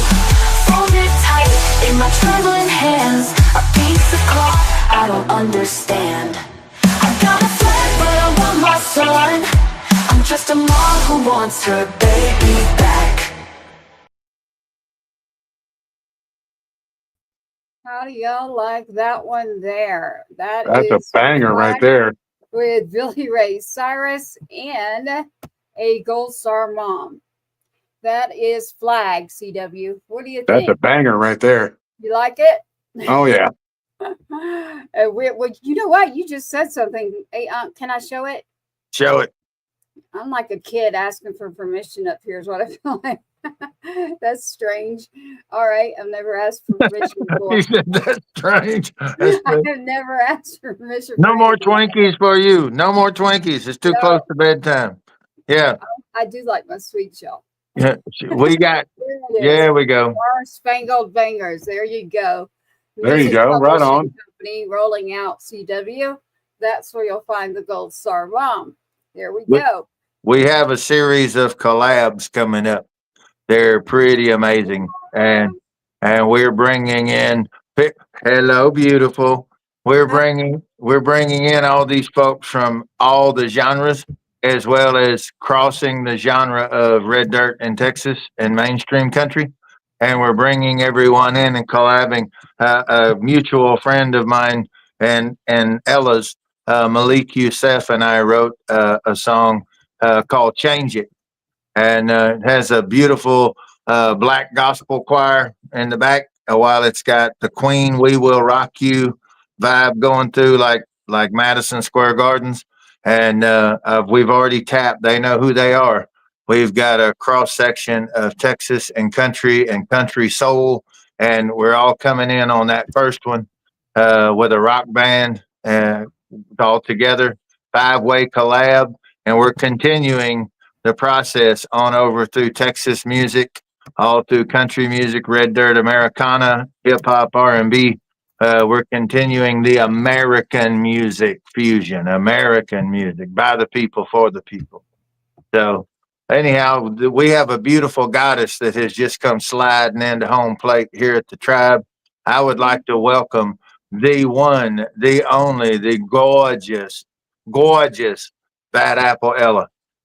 Hi, how are you guys? How are you? How are you doing, Mrs. Bad Apple Ella? This is CW Wooten with 20 hands high. Howdy. Nice to How meet y'all you. doing? We love mixing up the tribes. So you got to hear a little bit of CW's music there. Awesome stuff. Wonderful Tombstone. I know where I see that one going for sure. And yes, on the Star Spangled Banger, CW, we're going to have to get you to get in touch with Mike and give him my number is what we'll do. So Mike, do. on the back channels, I'll get CW to give you my number. And then we got a lot of plans going on. So I don't want to say all of them on the show, but CW, this is Bad Apple Ella. She got stuck with the California fires and was originally going to be one of the first guests to come on for what we call Tribe. That's our music family. That's what that is. And so we're glad she's well. We're glad she's here. But she's kind of the mama as to why Uncle RYANO and I stepped in and made this show a catalyst for our musicians and taking care of all of our independent artists. Did you know that? I didn't know that. I didn't know did that. that. I love Yes, that. That makes me feel so wonderful. Thank you. You did. We jumped over to help our friends there and the Humane Society in Pasadena. There was a lot going on with the fires, and you happened to be there, and we were worried. And we all jumped in and decided, you know what, for music, we were already planning to do something down the road. got a call in and said, hey, let's do it now. Let's get rolling. I don't like to wait. So we're glad that you're doing well. Yes, you are the birth mom to ta-da. Thank you. I'd love to do an LA-based show too, if we could raise money as well. I would love to talk about that off the air if you guys are down. Yeah.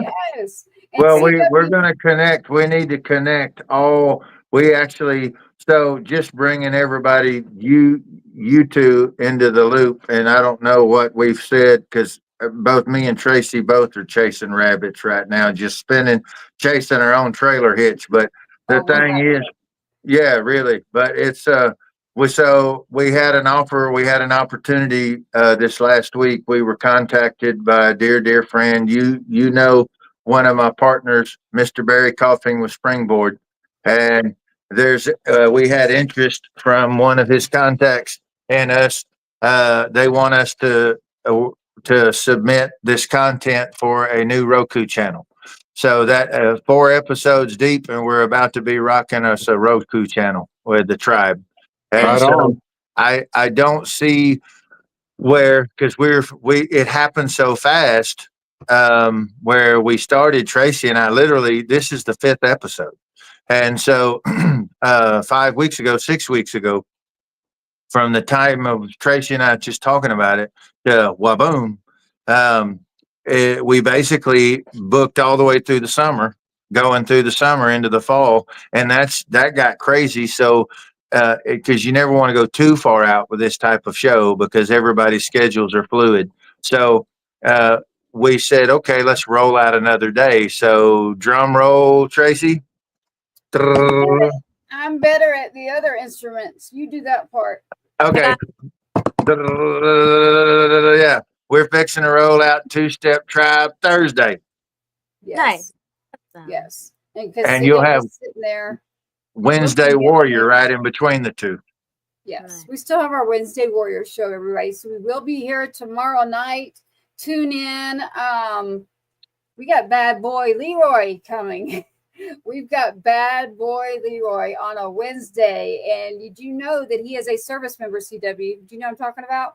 I know the name, but he and I have never had the pleasure of meeting. Yes, I can't wait to have us all in a room and I can go here we go. Let's all get in that circle with a big slab of bacon, have a drink, and have some fun. You get a lot accomplished over a slab of bacon. You can get a lot accomplished, right? Yeah. And having a drink in the lounge. So it sounds like I'm a slush or something, but I'm not. I rarely drink. It's just to have fun going to these shows, not the actual shows. I actually have fun connecting with the people and then connecting you with the people that I might know or you may not.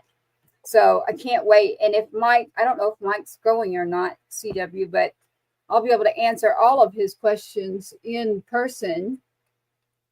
Okay. You know what, Mike? I did that last year. So CW, it sounds like you might know Mike pretty well. So Mike, nice to meet you. And you and I think a lot alike. So I'll let CW give you my number because I did that last year. I actually Yeah, did. I'll reach out to him. Yeah, I actually did. He's wondering about streaming and different things, and I actually did. But it's a behind the scene thing. Maybe Mike, Uncle RYANO, and I. Yeah, let's circle back on that because I am so impatient, and I've been chomping at the bit to have Ella tell us what has been going on with the fires and the aftermath and the standing back up of the community out in LA in real time, not what the news tells us, but in real time from on the ground. Yeah, you got, I mean, if you have any questions, hopefully you can't hear the construction going on. Sorry. I'm cannot hear, but it might be a little bit noisy over here. If you guys have any questions, hit me. What do you want to talk about the fires? Or I can tell you just from experience kind of what happened. Run it. You take it and run with it, girl. Oh, we will. Got it. I have a question real quick. I don't want to interrupt you. That's why I was like, let me do it real quick. I know that CW, I saw your message. I know that you're being called. CW, do you want to stick around or do we need to let you go? I saw your message. I can stay for a few more minutes. Okay. I'm just making sure because we had a committed time slot for each and I don't want to run over. So all you've got to do is click leave studio and we will keep you rocking and rolling on the station. So, CW, back to you, Bad Apple Ella. I did not want to have to interrupt your beautiful self again. No stress. I love you. CW, make sure you drop your music in the chat for me too, because I can't hear it on my end. And then Tracy, I want to hear your song too, please, before we go. So we woke up, January 7th, and the Palisades had a fire, and then the Altadena had a fire. And then we had a fire. We had the Hearst fire behind us. Probably not like I don't know, a few days later. I don't know the timeline. We were all just sitting here watching on the internet like a horror film, but it was the most beautiful thing to watch everybody and their camaraderie come together and just try to get people what they needed, whether it was food, housing, clothes, toys for the kids. People, made so many GoFundMe's and stuff like that, and raised so much money for people to just get by, that it was such a beautiful moment as much as it was tragic. And it was jarring because for 3 weeks we were on edge because people were the arsonists were coming and starting fires, the looters, so everybody had to like organize quite quickly. And for 3 weeks we just watched the city burn and wondered. We had another fire in front of us, so we were watching the front of us like up in smoke, and there was one behind us. I feel very, very lucky that we're okay. But at one point I did say goodbye to all my things and thank you to them for everything they've done for me, because I was like, at the end of the day, if we're lucky, we're lucky. We're not, I'm happy that more people didn't die. Like a lot of people, their kids were there was one gentleman, his kid was disabled and couldn't get out of the house, so the father stayed with the son, and they both passed away in the fire. And it was just a lot of those things. And then there were elderly people who can't hear, and there's just so much destruction so quickly that no one could. I mean, the police, the firefighters, the first responders, the police, everybody were doing things as fast as they could.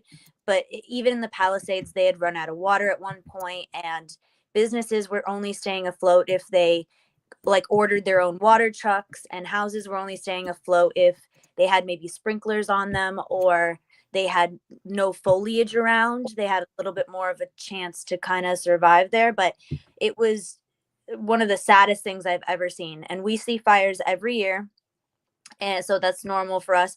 But I've never seen like 7 fires pop up in the span in such a short amount of time. And it was just I cried. A friend of mine lost her house, and we made a lot of memories in that house. And it's just those moments where it's like you go to their house and it's like, look, I redecorated, or check out what I got in the house, or you add to their house or whatever. And then it's just, how hard they worked for that. And it was all gone. So it's memories. It's more than just money. It's more than just, people being wealthy. It's memories. It's people lost a lot of beautiful, beautiful memories, and I know they say you can't take it with you when you go, but these guys are alive still, and they're like, their kids will never get to have their little memorabilia things and things like just, it's the little things in life. So I think the heart of LA is very strong.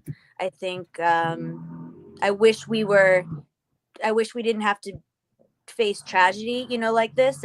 But it just goes to show you like how amazing LA can really be. And it's why everyone comes here. You go to a few major cities, and I'm from a small city in New England. And I came here because I got to collab with everybody, all my favorite people, Uncle Ry and Malik. And I've been able to write with so many incredible people. So it's the city of angels for a reason. And it's not to say that any other city is better or worse or this or that, but Los Angeles is strong, and I'm, proud to have lived here for so long, and I'm grateful for this city nonetheless, so I if there's anything that there let me add this. There were so many volunteers that people were turning away volunteers. So if there's anything that, if you're not in our state, that you can do, it's direct traffic online, help people with what they really need. Like, where, you know, people are giving away their furniture to people and things like that. So whatever you can give or donate, or if you can make people aware of where to give. There's a gentleman called I'll have to say, Tracy, I'll send you his info. Mark Duplass, I think it is. I'll send you his info. He's collecting unused gift cards, so people can go to, you know, Target and Walmart and get, you know, things that they'd like and need and things like that. So there's a lot of beautiful people online helping, and I will try to share as many, and I'm always sharing in my story. So it's No, gonna be you're a not. while to recover, but we will recover. We have a good friend of ours there in your backyard at the VFW at the Legion Hall there, and Michael Gregory, a well-known actor from the 80s and early 90s. And Mr. Gregory, we're going to put you in contact with him off channel when we get done, because he's got a network in place. They've been doing amazing work. And just like we see on the east side, on the Gulf states, you know, every time, you know, we get destroyed or wiped out, you know, tough times make strong people, and strong people make good people. And that's where, you know, when we have easy times for too long, it takes a little while to make that correction. But when we get knocked down, when all hope is lost, that's when we truly shine as people. And so, to your point, you know, I know there were things that happened that just made no sense to me. I had a lot of guys on the tactical side over there working that are real close with me, and I couldn't understand why we had dumped the entire reservoir out into the ocean. You ever hear any updates on that? That's why you didn't have water to fight the fire. I don't know anything. I mean, I didn't hear anything about, I heard that, you know what I mean? To be fair, I heard all that. But yeah, a lot of people were in the Palisades, and they were, am I allowed to swear? They were Yes. pissed off. They were like, why is there no water? What the heck? Like, they were feeling the same way. Cause at one point, I mean, firefighters were spread so thin too. Like, you have to understand, LA is a really, really big place. We have a lot of dry brush. We get rain like once a year. And on top of it, Malibu just got hit with all the mudslides. So we had rain a little late, and then they just got hit with mudslides too. So my heart goes to Malibu, because I have so many friends out there. The Palisades, like, that just got wiped out. But I didn't hear anything about the why we dumped the reservoir, or what or water or this or that. But if you've lived in California, back in the day, way back in the day, there used to be like way more water, way more canals, way more lakes, and a lot of it dried up because of the way people redirected water. And it's a long history, way before my time, respectfully. And I wish we would get back to having I don't know, you know, how that works. I'm not a land engineer, but I will say that I wish we had more water in the way that it used to be, like, I don't know, 50, 60, 70, 80 years ago, I guess. The same water's still there. That's the problem, is the water's still there, but it's kind of like, let's say, if you, Ella, were in the business of selling water, you're not going to make money if there's a whole lot of water. So the Sure. best way for you to be profitable is for suddenly and magically there's just not enough water. Sure. Yeah. And I was looking, Uncle Rye, I was looking earlier too, even in Venice. Venice was actually, it was fashioned after the Venice canals in Italy. So there used to be canals all over Venice, and then they had like the city funded to put more streets, and they like filled it all in, all sorts of stuff. I'm flabbergasted at like half of the stuff. You know what'll really mess you up? True story.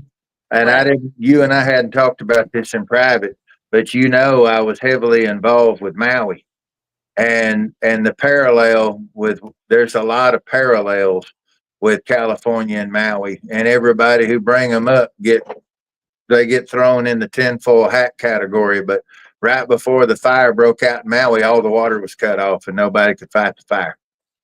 There were just a lot of similarities, and then the fire just swept the whole island because nobody could fight the fire. There was no water to fight the fire. Well, listen, you can always, you know, start a fire, and there can always be multiple factors why it goes. I mean, of course, the water was the resolution of a fire, but we have been predicted to have a huge fire like this for a long time, the same way, you know, natural disasters happen. So let's add natural disasters and greed to the mix and get like a huge disaster, of course. And there you have it.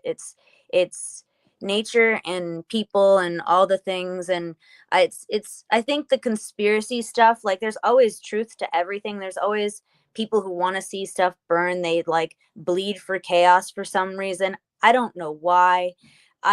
Someone asked me the other day, they said, you know, what do you think about humanity and life? And I said, we could be living in a nirvana. We could have the best soil, the best fruits, the best foods, the best this, the best that. We're too petty emotionally, and we're too, we don't, Somebody will want more fruit. we're missing something in humanity that's really deep spiritually, that we're just really not doing the right thing with our existence in general. I grew up really poor, and I remember someone invested in me, and how much I got to learn and how much I got to develop and how much time I had. And I never had parents who could do that for me. And so I had friends who did that for me, and I got to put my potential to work and really move quickly because they really believed in me. It wasn't a huge lump sum of cash, but it was enough to really just go for it and get on tour and do the things I wanted to do and showcase my talents and connect with people and just be, you know. And there are many people on earth that it's just sad. We're not giving the right experience, and people should be having a better experience here. And I get it, you know, people are trying to make money doing whatever, and all, you know, I'm not going to sit here and break down the whole world, but it's a lot, you know. And we see these disasters, and I wish we were better as a society and as a human culture in general. But I mean, who am I? I'm just one person on earth. So Well, we have to, but you have to be proactive to protect me, and I have to be proactive to protect you. That's how it works. That's how real community works. of And course, if we're, and I are. and if I'm due for 100-year fire, then you can bet your ass I'm having them put in a new lake over here, because next time I have a fire, I'm going to have 2 lakes and a water hose. You know, Well, that's right. that's just the old. I mean, that's how people do in every other country. Wherever you don't have water, you bring it in from the sea. That's where they have all their drinking water in Dubai. It's a desert over there, but they bring in and that's been around for 40 or 50 years, tech. And then And here on the West Coast, they say, well, we're out of water. and We're not nowhere close, you know. listen, I love America. There's a lot of opportunity here. I'm not going to bash it, but we could learn a lot of things from other countries that have developed things and become a more amazing country. And I would love to see that. Especially when we pay for it. Yeah. Yeah, that's a whole nother thing. We pay But for everybody else to be ramped up, and then our stuff's going down. That's why you have the big zeitgeist happening right now with folks. people are just spending their money not thinking. They're so busy working and not thinking. And people, I've had the chance to slow down. These people are like, oh, billionaires, they wake up at 4 a.m. and do this. Screw that. Some of them wake up at 2 p.m. Some of them do this. Some of them, like, if you really, I grew up really poor, so I sat around the poor minded, and I've sat around billionaires, and I've seen good billionaires, and I've seen shady billionaires.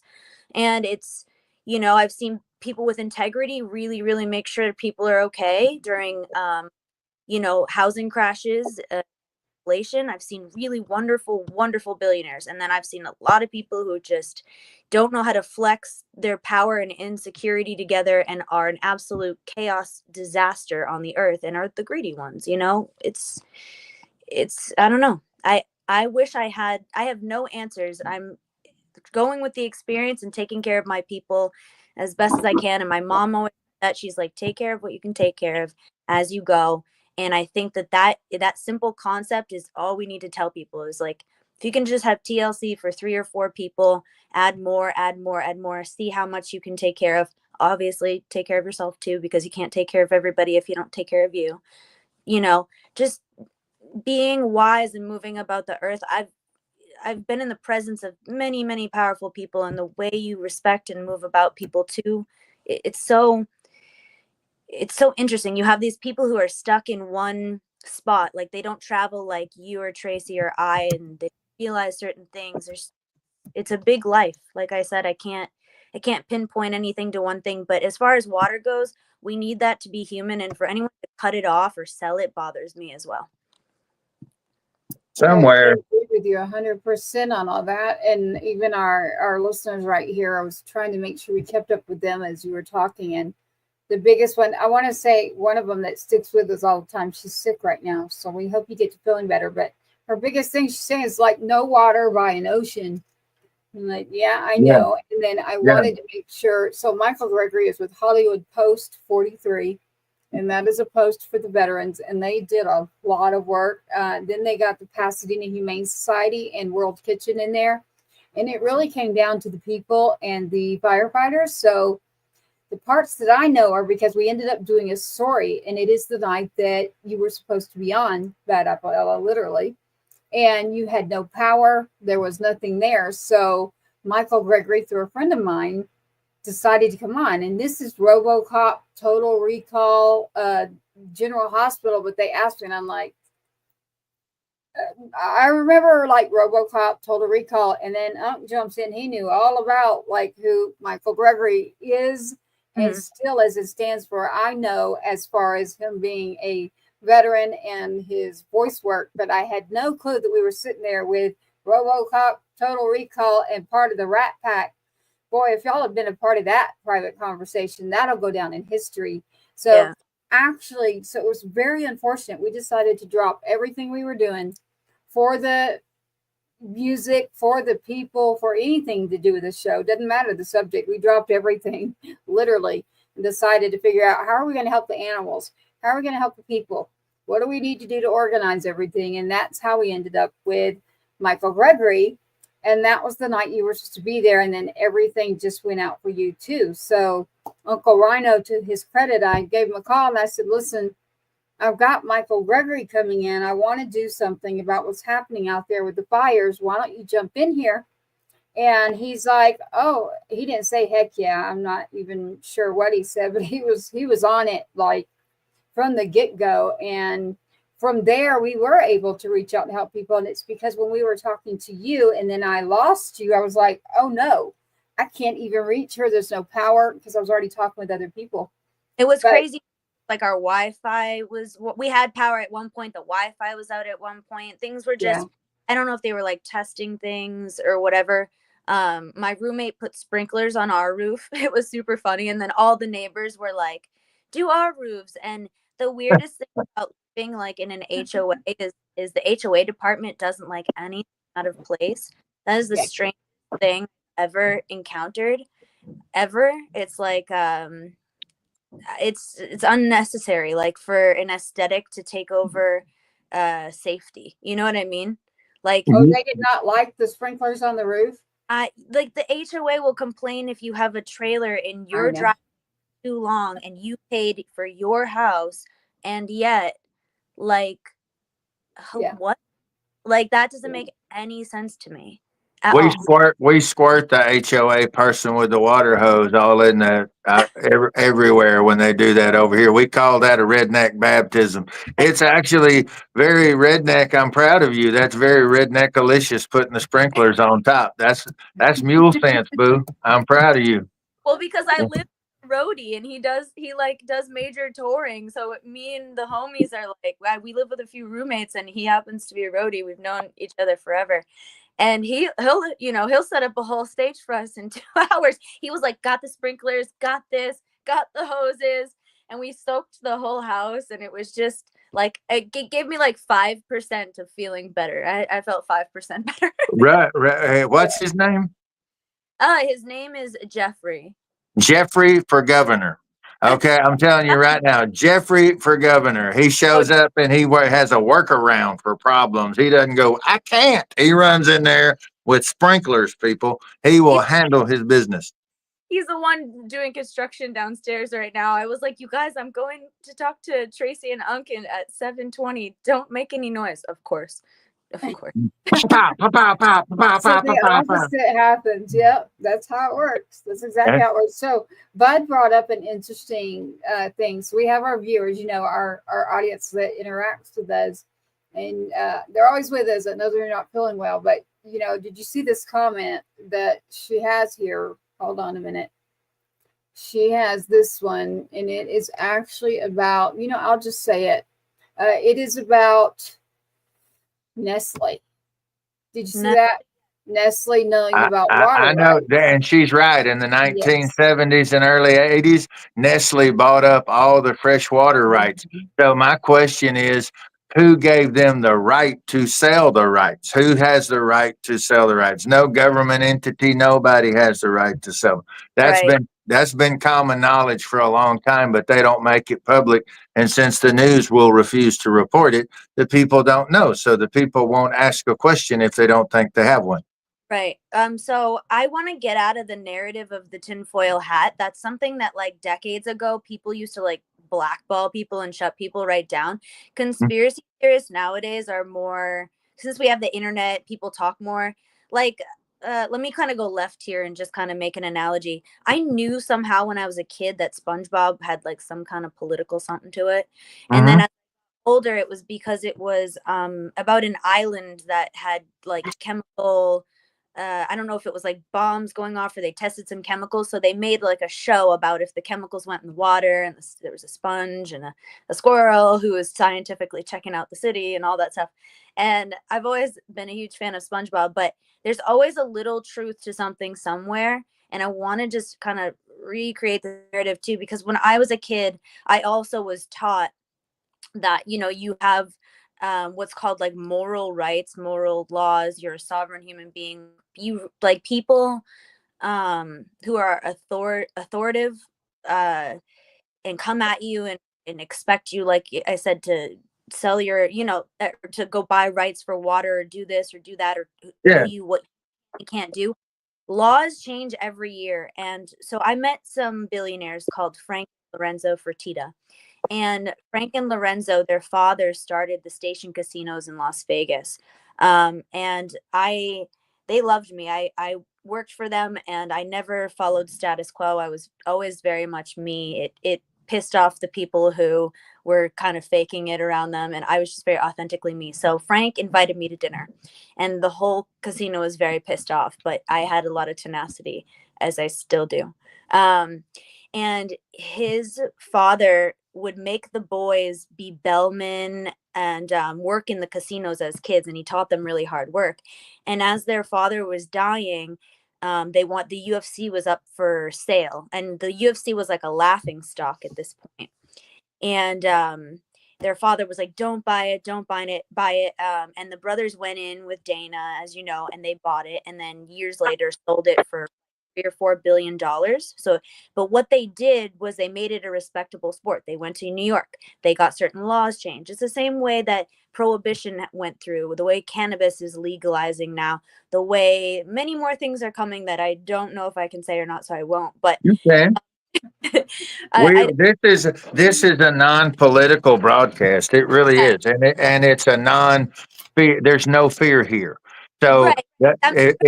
I'm not afraid to say it with you guys. I just, for other reasons, I'm just gonna. There's other stuff coming that gets legalized and laws change and become respectable and sold. And so for me, again, with humanity, like the changing for capitalization, you have to have a humane things and integrity and morale if you're going to continue to do that too. Like there's got to be a way we can shift together. So these brothers, in 2008, there was a housing crash and a lot of the employees at the Station casinos were about to lose their jobs because most people make cuts, right, when we have housing crashes. And these were the billionaires I met, and they told me we reinvested into everybody, nobody lost their job, and we made it through the crash, and they weren't even billionaires yet. They didn't even really have the USFC fully down at that point. So it's just, I want to see more people like that in our country. There's another CEO during the pandemic. He took a budget cut and then raised all of his employees' salaries. Didn't cut anybody. Just the guy who sells Arizona iced tea. Like, just these people are the example I look to for how I would like to see us operate in a capitalistic society in America and be better people. Well, Just capitalism works really well if it's allowed to work. Right now, we have a lot of winners picked before the race, so it's not truly capitalism. Capitalism would be you starting a business without being overburdened by a government trying to suppress you growing into competition for the already established entities who've paid off all the politicians. That's the problem with our version of capitalism right now. It's upside down and crooked. It's supposed to be if you invest in yourself and you put the time in on yourself, then you turn right around and you and your family reap the rewards. And if you want to help your community, that's on you to help your community. Good, God bless you for it. And you lift everybody up. You didn't have a government that was in the witness protection program when it came to helping you that magically shows up at payday and says, we want 56% of the money that you make. That's what we're going through, this big upheaval right now, because that was not how we started. That's not how we grew into something beautiful. And you know, I've asked you 1,000,001 questions, and I've heard about generations before us changing, you know, and I'm not super savvy on all this. I'm still learning every day. I'm still very young, so I'm learning. But they did something with the capital gains tax and this and that, and all this stuff happened, and now my generation can't afford shit. So if you went back and actually saw 1908 to 1913, what they actually did to us, you would be furious. And it's so obvious, but they don't teach it in school anymore because they don't want you to know. Of course. So I want every single person who's older than me in my generation, older than you guys, I'm talking about the people who really did all this stuff, to go easy on our generation, because you can call us soft all day, but things are 10 harder, take 10 times longer, or take 10 times longer to do anything with. People wonder why we're afraid to have kids. It's not because we don't want to. It's because you can't afford to have a kid, have rent, especially in LA. Especially in LA, we're the most expensive state up against New York, I believe. Well, we can't fix it if people are scared to confront it and talk about it. And if people here's the thing. So corruption is corruption, and not corrupt is not corrupt. It's either or, right? And it doesn't matter which side of the aisle, what political party. I think they're both junk. I think they both betrayed the people. You and I have had this personal discussion so many times. I'm an American first, and everything else just makes me blah. And so I grew up in, as you know, and we're a we the people. So as far as we knew, we the people own the government. We work for us, and when you take your cap off at the end of the day, that's fine. You clocked out, whatever. But while you're on duty, you're not here to intimidate us. Doesn't matter. Shouldn't. And it kills me too, because then you bring race into it, and then you bring segregation was only what 50, 60, 70 years ago or something like that. That's not that low. And you bring all changes of the history of America, and we still have these stupid problems, and I hate it. I absolutely hate it. Do we have the problems because every time the people try to confront it and fix it, you have the people who manipulate, who turn them against each other. And if you try to go after corruption, it must be political, and they scream it's politics. And then they come up like we were just talking about. And I don't disagree with you. If you told people 50 years ago some of the stuff that we know to be real now, they would say you have lost your damn mind, like nervous hospital crazy. And it's all been proven. I mean, it's there. I mean, the congressional hearings and everybody's staring at the desk because it all came out. And it's continuing to just be a tsunami. We haven't even, the little bit of ice we've seen on top, you have this massive iceberg under the water. So everything that we're choking on that's above the water is nothing compared to the massive body of ice that's under the corruption that's still not viewed by everybody. But it's coming. It's coming, and your generation is actually going to fix it. We're setting the Generation X, my generation, the feral generation, the crazy ones. We're actually disrupting everything. We're exposing everything. And I believe in Gen Z. I believe in the millennials. At one point, I thought, oh my God, we're all going to die. But I've looked at it through a different lens. I'm working off, and we all are working our butt off, and we're talking about it. People my age and younger and older, we're talking about it. It sucks that we have to take it on so young, but if the older people are gonna be fucking idiots, then whatever. So and I've said it to older people, judge us all you want, but the internet's out, and everything's out, and you guys sit here and judge us for the internet and sharing too much information. But we were talking about it earlier. I'm on a stream with a bunch of gamers, and they were like, just for a side example, they're like 56% of murders go unsolved, right? And if you look at the history of like evolution of people too, like back in the day, if you looked at a dictator wrong, they'd chop off your head, you know? And we've become like, hey, that's not cool. Obviously, that's not okay. We spiritually, we feel that. We know that it's not okay to hurt each other. We know that. And I think that it just goes to show you how much more crap people are figuring out just on the internet alone. And everyone's so afraid of the surveillance era. Well, what are you afraid of if you're not doing anything bad? Well, we've watched it. We've watched it happen, and they got busted on that. That's why Zuckerberg came out going, "We're so sorry. We're going to stop shadow banning and censoring everybody." And just a little while before, he sat up there going, "No, we haven't been censoring or shadow banning anybody. No, we haven't been collecting people's data." Then they got caught collecting it and selling it. So that got made illegal. So what happens when you really like that big money that's coming in from selling people's data, but you can't legally anymore? You still want to make that money, but you're not allowed to sell it. There's not a law against accidentally leaving back doors unlocked so people can come in and hack. You ever wonder why we didn't get hacked across the board? I just had some more stuff today from a life insurance company telling me all my personal information had been leaked in another data breach. That did not happen until they got busted for selling stuff, and they quit selling stuff, but magically everybody's stuff started getting broken into. Oh yeah, I got my Instagram hacked. That sucks. I have 600,000 followers on Facebook. I get shadow banned for speaking up or saying things or not. That's happening to me right now. Listen, respectfully, they want you to spend money. You got to build a really big community and just keep reaching out to your people. I talk to my fans personally in messages. I'm very, very close with people. They love that. And it's just very much to the point where even if I disagree with people, you know, on whatever, like politics, I'm pretty neutral, like Uncle Rye. Like I couldn't give a squat about sides. I think that's such a BS thing. Stupid. It was supposed to be checks and balances. It was supposed to be like this, not like this. You know? Only time I ever heard about one of the founding fathers skull dragging another one was when I think it was George Washington found out, I believe Jefferson and Hamilton were on the down low, and they were trying to reconstitute party systems like they'd had in England. And the one who'd actually been walking through the gunpowder and the blood had been Washington. And he was furious. And he told him no. He said it'll fracture the country. That's what they want to happen. The banking systems and everything, they want to use that as tools to fracture the people. And he said, if you ever do that, you'll divide the country. And we just fought a war to separate from them. So why do we want to be just like them? And they snuck around and tried to do it behind his back anyway. And the story, I can't remember the source, so I'm just repeating what I remember reading. But they said, I mean, old George, man, he jack slapped, cold cocked Hamilton. I mean, Whig went one way, Hamilton went the other way. Put a old country beat down on him for that.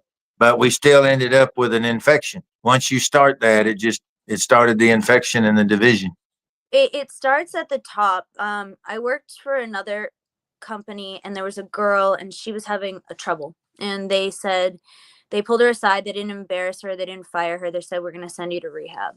And if you come back clean, your job's good. If you fall into your habits again, we can't help you a second time, but we want to make sure you're okay. They gave her a mental health boost. She's okay to this day.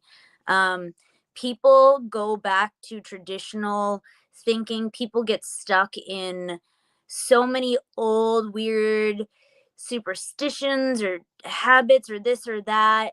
And people love nostalgia. I was just talking to my brother about this today. I was like, my mom, she was watching some kids for her friends, and they're just like me and my brother. She's like, oh, it reminds me of you. And even in music, people love nostalgia. Or I have a friend, he's like 70, and he's not a nostalgia person. He's very much on top of whatever's coming out new age, loves to support. He's got a mentality like that. A lot of people are like, oh, what's this garbage music? You know, nostalgia. And they did a scientific thing in people's brains where people start lighting up because of memories of the nostalgia of what they hear, smell, see, etc., etc., etc. People are very unaware, I think. I don't know about Hamilton and Washington, but God only knows he was just trying to, God only knows too. Like, did they came over and they started the thing, but maybe someone had like a weird plan. Like, I want to, like, maybe we can make this a dictatorship and I can be the new king, because I'm sure there was plenty of people from England who wanted to be the new king of a new land. I'm sure. Yeah, we kept them out for a long time until it really, after the stock market crash, was when they were able, and we were too strong and we wouldn't let the European banks come in. And that's what kept us, we weren't in debt. We didn't have any problems. We were a strong country. We were the country everybody ran to for stability and protection, even back then, way back then, from the early 1900s to the 1920s. So what they had to do, if you in the business of selling, if you have a company that builds fire stations, Mhm. and nobody in the neighborhood ever has a house that catches fire for 50 years, nobody's going to want to spend money on your fire station. So No. what you got to do is you turn right around, you hire people to run around, set houses on fire. Now suddenly you got a whole bunch of people wanting to do business with you.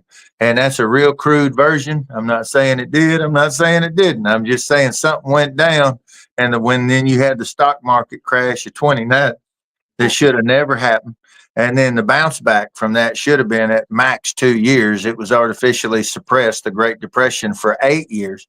And our government went through gobbling and taking up all this wealth, generational wealth from all these people, which is totally against the Constitution. They were taking all that because they were trying to, it's that old mindset you touched on earlier. I'm only taller if I can make everybody else shorter. Sure. Yeah. Okay. And that doesn't work. I'm powerful when everybody around me is taller than me and I had a hand in helping them get there. That's when I truly become something and somebody. Yep, even science will prove that. You're right in saying that. Even if you have one like little rain cloud in your group, like it can definitely do a lot of things. I used to raise autism, and I did a lot when I was a kid. My mom actually told me, I was telling her about our show last week and how lovely it was. And my mom's like, "You've been singing for the veterans since you were a kid. You've been at the VFW since I was like, "Oh, you're right. Wow." And so it's an honor, still. I'm just a singer, a songwriter, and it's an honor because vets would give their life, And so anyways, we used to raise money for autism, and I brought this girl in. The owner of the company was like, I'll bring this girl in if you approve her. And she ended up being very poisonous and like I brought her in and she tried to turn everyone against me. And it's just that one little person. It's like, come on, man. And I don't know why people have agendas like that. I break it all down to insecurity at the end of the day. I really do. I really, really do. It's like, me, I have an absent parent. You have your daughter. And even to this day, this man has never taken accountability for me. Like, I've had to be my own father financially. And fathers are important in daughters' lives because they're the people to not only be their first love, but take care of them. Men structure things for women. When women have to structure everything for themselves, that's exhausting. That's exhausting. That's Well, a lot. as a daddy, I will tell you that daughters are the greatest love and the greatest gift. You and I have had this talk privately, but I'll say it right now. You're the greatest, most amazing thing that man will ever do with his life. And I'm so sad for him. He'll never realize it, maybe at some point, but his greatest gift, his greatest role, his greatest job, his greatest honor, and God help him because he just couldn't see. You can't make somebody who's been blind from birth be able to see what a rainbow looks like. And he just couldn't get it. Let's talk about fathers, because I think that's a big problem in America too. Because he's the type of father who doesn't take accountability for things. And I was raised by men like yourself. I was raised by men who take accountability, not perfect people. It comes down, you guys are so structural. You guys are the foundation for us to fill a home, a soul, a bubble of energy around you with love. And that's truly what women bring. And we love to work. We love to do all that too. But it's physically, I don't want to downplay any woman because there's plenty of women who are stronger than men. But for the average of all of us, you guys are just incredible in what men do. Right before you came along, See, there's stuff that's, and this has directly affected our society.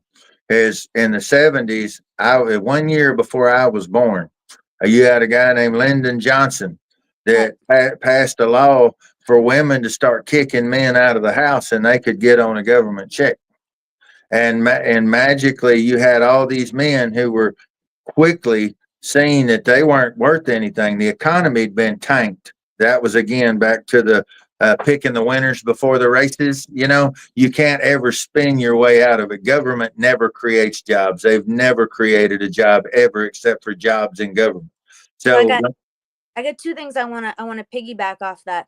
One, it was great for women to have independence from the abuse of some and control of their men and have their own bank accounts and be able to have that legally. But we need to, I think women, my generation, me anyways, I want to learn to balance all of that with a man, allowing him to be who he is, with a safe, kosher. you have arrived at full circle. What you don't understand is they were preaching it that women were oppressed if they were taking care of a family. Women were oppressed if you had a husband who asked you, because he's out there working his butt off. He's just expecting you to run a vacuum cleaner. So that they were oppressed. But see, then they turned right around. That was a great trick. That was a great lie because they wanted to double the size of the tax cattle. Now they got two people bringing in tax money. And on top of that, the quicker you get the mama out, the quicker you get the kids in we'll call it the education system, pre-K on up. Right. Yeah. They tried to pull me from my mom too at one point. I had 3 days, but I missed too many days of school. And they pulled me in the counselor's office when I was like 10. And they said, you've missed so many days of school, you're not allowed to. And I said, what are my grades? She said, all A's and a B plus, you're second in your class. And I said, I was 10. I was like, so do we have a problem here? That's how I spoke to her. I was an adult at 10 already. I was already like that. The second thing I want to say is the music industry is doing the same thing, doing the pickers before the thing. And that's great if you go viral online, that. But the longevity of people's careers are falling off. And I was talking about this today also with my friends. And I was like, you see these great artists with one song because they did a one single for the label. Somebody saw it online.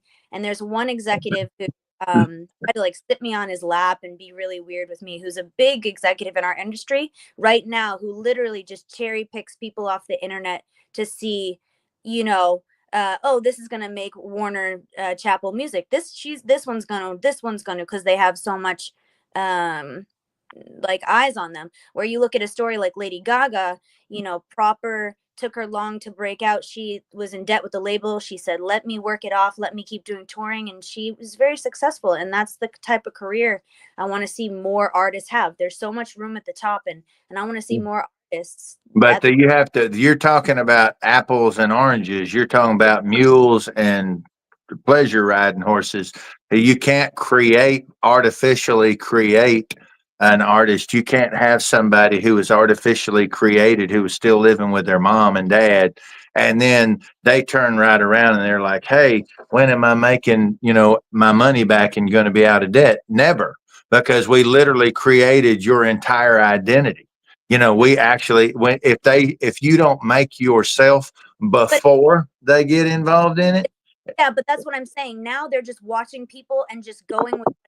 They're chaotic. If they're this or that, they see them go viral on the internet. They sign them. They go. That's it. Oliver Anthony is a great example of the other end. They offered him $8 million, and he said, "Thank you, but no. If I only sell 150,000 albums or whatever, that's all mine." Yeah, I think Russ did the same thing. Chance the Rapper was very smart about it, and I'm not knocking anybody per se. Like I'm friends with a lot of people at labels. There's a lot of wonderful people there, but there's just some people that it's, do we really need that? Like, or there's some people like, okay, I can appreciate the artistry, but also if you're gonna sign this girl, look at this girl here too. There's an artist I loved and hold a record to sign her. They don't sign you because you changed their life when they heard you sing. They never sign you because of that. They sign you because they smelled money. They could not tell if it was good or bad or anything, but if they see people going crazy, now they want to come in and do something with that. If they see you blowing up on the socials, they want to get a piece of that. So sorry, Unc, you're coming in and out, and I'm sorry I'm interrupting you kind of with the internet and everything. I was fortunate enough to do some background vocals for Joe Bonamassa when I first got out here, and I met Kevin Shirley and Joe, and they're like the sweetest, kindest people ever. And I remember Kevin took Joe and took him from zero to hero, and just their story is so incredible because he was like, Joe, listen to me, like I got you. And Joe's selling out to this day, like legendary blues artist, amazing. And I remember Joe came up to me one time. He's like, singing and recording while you're singing is so weird. Sometimes you sing a sad song, but you have to smile when you're singing it. And he was just like, just so sweet and kind and matter of fact. And you see the dude rip on the guitar and it's just insane, you know? So I love the industry. I'm not trying to judge who goes there or here or whatever, but I want to see more development come around again. Like we have to fix the streaming side of things. We have, as you know, Barry's doing a lot of that stuff. We have to fix so many things and walk into a new balance. We're It's so doing that now. We're doing that with Springboard. We're doing that with the sustainable artist programs that we're putting in place. If you guys are listening, the Springboard Houston, if you're anywhere around Houston, it's going to be insane. I'm going to be there myself, speaking on one of the panels. We've got a bunch of heavies coming in from all over North America, industry professionals. It doesn't cost artists anything. Ella, you can tell them about Springboard Memphis. That segues us right into that. I absolutely will. I've done Springboard twice. I did it in San Diego years ago, and then I recently got to go in Memphis. And Barry's always so kind and wonderful and fun, and it's funny. It's lighthearted. It's not like, you know, tense seriousness in the room, which I love. And I think just a place to showcase yourself and get in front of people you might not be able to email or get their attention because they, you know, have so many people coming at them. So I think Springboard's good for anybody, whether you already have a name for yourself or you're nobody, to just come and showcase your new stuff. Because no matter what, we're always creating new things. And, you know, like we're talking about now, the industry always change. It's always changing and things are always happening. And so I think I love that festival. I would have done San Diego as well, but I was a little bit ill at the time. So Well, we've got, I mean, the whole purpose of Springboard is sustainable virtual radio stations that are partnering with businesses all over the United States. That the playlists on these radio stations are all indie artists. They're not Sony. They're not Warner Brothers. They're all indie artists, and they're all curated by us. And they pay the artist more money than you'll ever make, even on the radio. We have yeah. a different pay rate. You don't have to wait as long as you have to when you're with BMI and ASCAP. We turn it much faster, and it doesn't cost. It's less of a burden. The royalty payout burden is less on the brick and mortar business that's chosen to play our music. So it helps the businesses. It's a true partnership. It's not a parasitic relationship where somebody shows up once a month with their hand out. We're not doing that. And that's the radio side. Then you have the streaming side that you're aware of that's going to change the game. It's a tenfold, pays 10 times more than Spotify or Apple. We've already gone through that. It's beautiful and glorious, and we're very close to beta testing. That's that.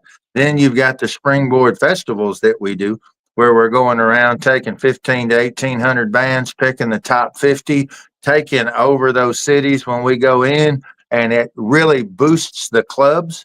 The clubs get all this fresh talent coming in, playing through their slow times, packing the place. The flow, the business, it puts the partnership back together between the venue owners and the musicians. It's a true collaboration.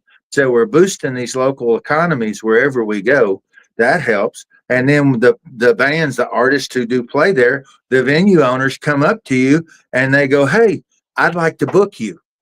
Now, guess what? Now you start for these, especially some of the more fledgling artists or the seasoned ones who only played in the same region. Now you're able to expand and broaden your brand. You know, how cool is that? From Memphis to Houston to So, New Orleans, Dallas, Unc, Austin, San Antonio. Unc, on top of this, I want to go further. Gotta interrupt you again because I'm used to it. That's how you do me. They don't know it, but that's how you do me. because I'm so excited. I have so much to talk to you about. And Tracy, I don't know if every artist knows this, but Major labels own, I think, 20% of the Spotify share. So even if you're an independent artist, major labels are still benefiting off you. There's Chapel Roan came out and she won a Grammy. Bless her. I love her so much. So if the majors are making money off the independents, and she was talking about raising money for artists who are developing and they're signed and making sure they have healthcare and stuff like that. Imagine how hard it is for independents on the outside of labels, and the labels are making money off of you, and you're not even signed to the label anyway. So you're not getting healthcare. You're probably working your job, maybe 2 to even support yourself, your career, etc. You're exhausted. You're out of your mind. At one point in my life, I had no social life because I did do that up until this point. I've been on my own for 4 or 5 years now without a side hustle, which has been a beautiful, beautiful, amazing experience to just be an artist. It's a lot of work just to be an artist alone. So I want to start doing the conversation of, yes, what Barry's doing and everything like that. But no matter what, Spotify is still going to exist. Independent artists are still making money for these majors, and we need to talk about taking care of independent artists as well. I follow a gentleman called Demiza. I love what him and the hip hop community are doing as well. I think you guys should follow him. And then I love Music Cares. I love Grammy U. I think what Harvey Mason Jr. is doing with the Recording Academy is listening and evolving. Like watching the Grammys back this year was one of my favorite Grammys to watch, not only because they raised money for the LA fires, but it was just such an open room, and it was full of incredible artists that it was what I wanted to see for talent. You know, it was what I've been to the Grammys, and there's a few talented people that you really like, and then there's people, okay, cool. This was just deep, and it was new people, and it wasn't the same over and over and over, and it showcased so many different categories, and they're evolving. So I think too, as much as we do everything with the independent artists, coinciding with the major labels and the indies, and becoming just a mega industry and taking care of each other. Like the indies need healthcare as well. We need to figure out a system where we coincide like we do, because we're able to distribute our music on our own now. We don't need a label. We don't need this. You can distribute through DistroKid, AWOL. But you can't if the majors are still manipulating them. And it's good that it's kind of like me coming up, breaking into your house and stealing all your stuff, and then going, yeah, I admit I've been stealing your stuff. That doesn't do me any good after the fact. And there's a reason why you have sirens and lights on an ambulance and you don't own a hearse, is because timing's everything. Acknowledging the problem and acknowledging it for the last 10 or 15 years is no longer acceptable. And the reason that we're rolling out the way we're rolling out, yes, there's going to be a Spotify if Spotify raises their payout rates. Okay. Other than that, Spotify will only be able to continue to do business with the majors. There'll be still indies staying with them. That's not a delusion that we have, but that there will be a stampede that will break the internet when they see that I can make 1,800 over here, or I can make 18,000 over here. For an independent artist, that changes the game on everything. And major artists will not be allowed to be on the streaming platform because it's only for indies. Right. And that's incredible. But I just was saying, I love coinciding with both sides. I think, like I said, there are a lot of beautiful people at the labels. There's a lot of those as well. But nonetheless, what Barry and you guys are doing is going to be incredible, obviously. And I do hope that it influences other corporations. But with seeing what Spotify has gotten away with, I hope we make them think twice. I do. I don't know if they won't until it hurts. Sure. But on the other side, Spotify aside, the major labels should still be taking care of indies if they're making money off of us. That's it. Period. And there, nobody's going to want to pay out unless they're forced to, and you don't want government telling people to do the right thing for the right reason. So the only other way to get through when their brain you can't get through to their mind and you can't get through to their heart, you have to swat the crap out of their billfold. And then they have an epiphany. That's the Holy Trinity: the brain, the heart, the billfold. And so where we're at right now, where we're looking at it, is if we were able to unite all the indies at the dinner table, okay, and they get the option, keep your stuff at we're not saying leave them. But the problem is the payout rates that all the major signed artists get are not the 0.0003 cents per stream that the indies are getting paid. Because the reason the indies are paid so low is there's like this big skim going across, and it's pulling their money off of TRACY, off of Bad Apple Ella, off of Uncle Rhino. They're skimming our money off, and they're paying the Beyoncés. They're paying all these people who have major record deals. That's how, if all the little fish move over to a different pond where their nets aren't allowed to reach anymore, now that's going to change the game, because they're just taking a tiny fraction off of each little fish. But if a whole bunch of the fish move, all of a sudden it upset the ecosystem. So your only other option, to me, it's a win-win. It's not about putting Spotify out of business. Don't have that mindset. It's called, say, if they're going to stay with it, they have to raise their rates up to what's acceptable at 3 cents instead of 3/10 of a cent. You And know, this is exciting, and it's not, and I see it that way too. I see it as a win-win as well.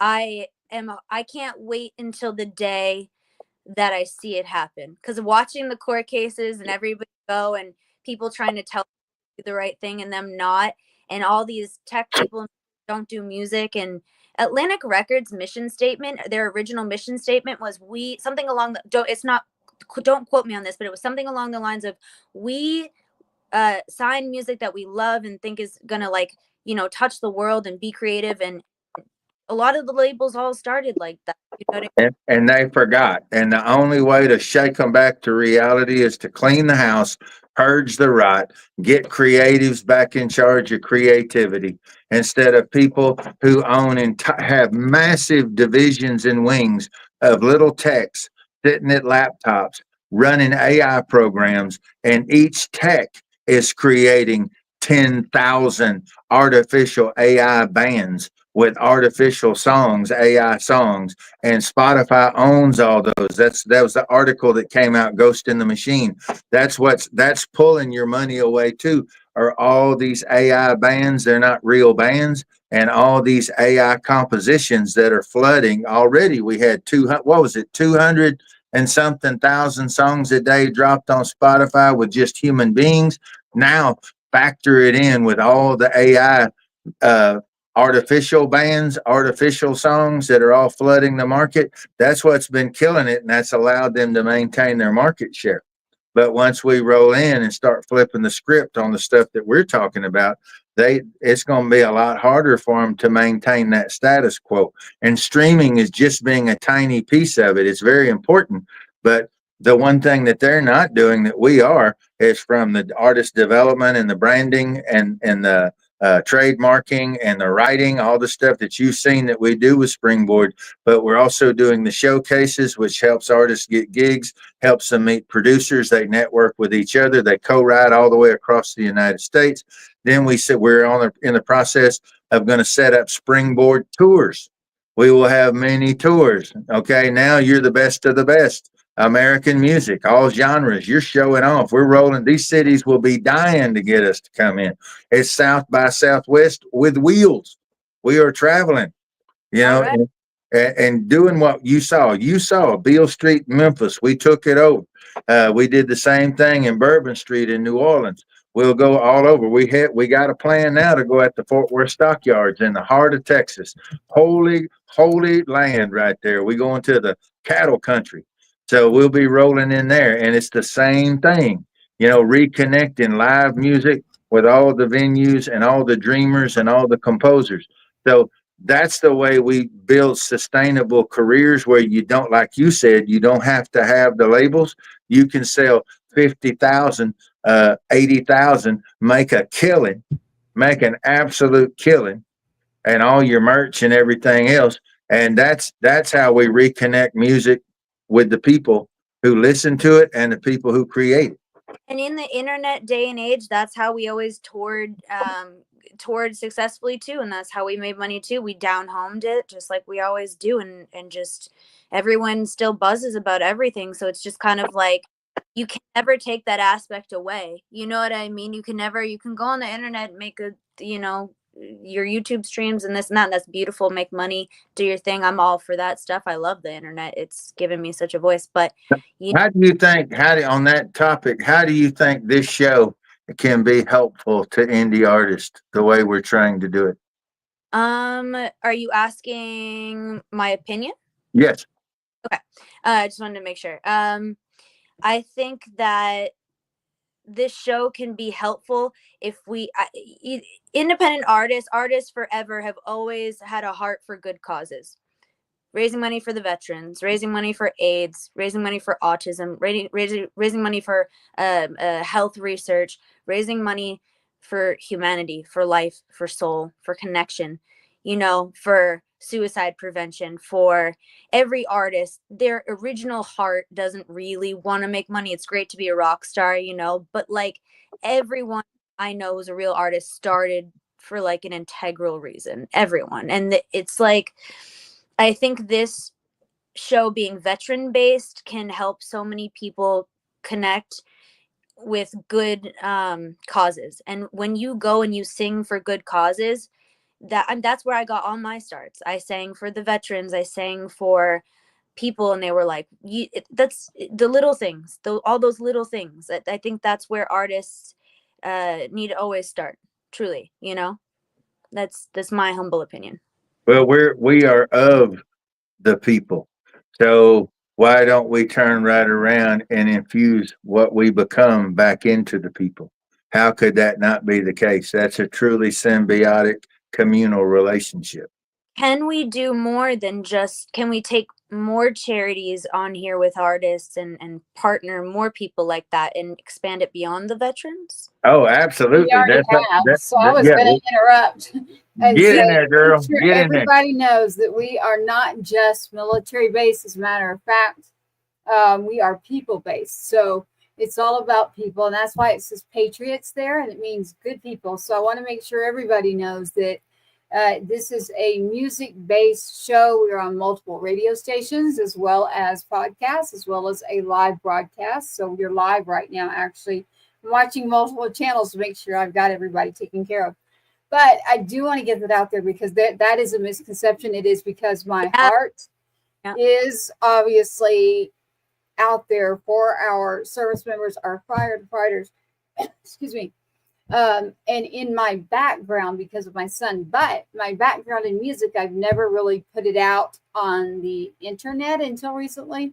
So Uncle RYANO and I, as part of Tribe and the show as Two-Step Tribe, is actually music based. So it's music and their songs and the stories behind their songs. The interesting thing is that I put out a message. I don't even think the two of you noticed, but I put out a message saying, actually, Tuesdays, it's all about our music. It's all about our songs, but we do care about people. It's like, number one, you got to take care of people.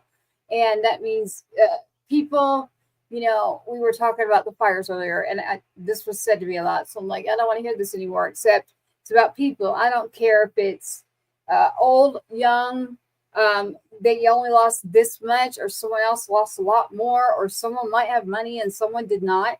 And that's why we jumped in and said, screw this. Like, I'm going to refuse to sit here and listen, and we're going to jump out and find someone. Now, am I able to find like veterans or someone in that area that may be very experienced that will jump in and they're ready to talk?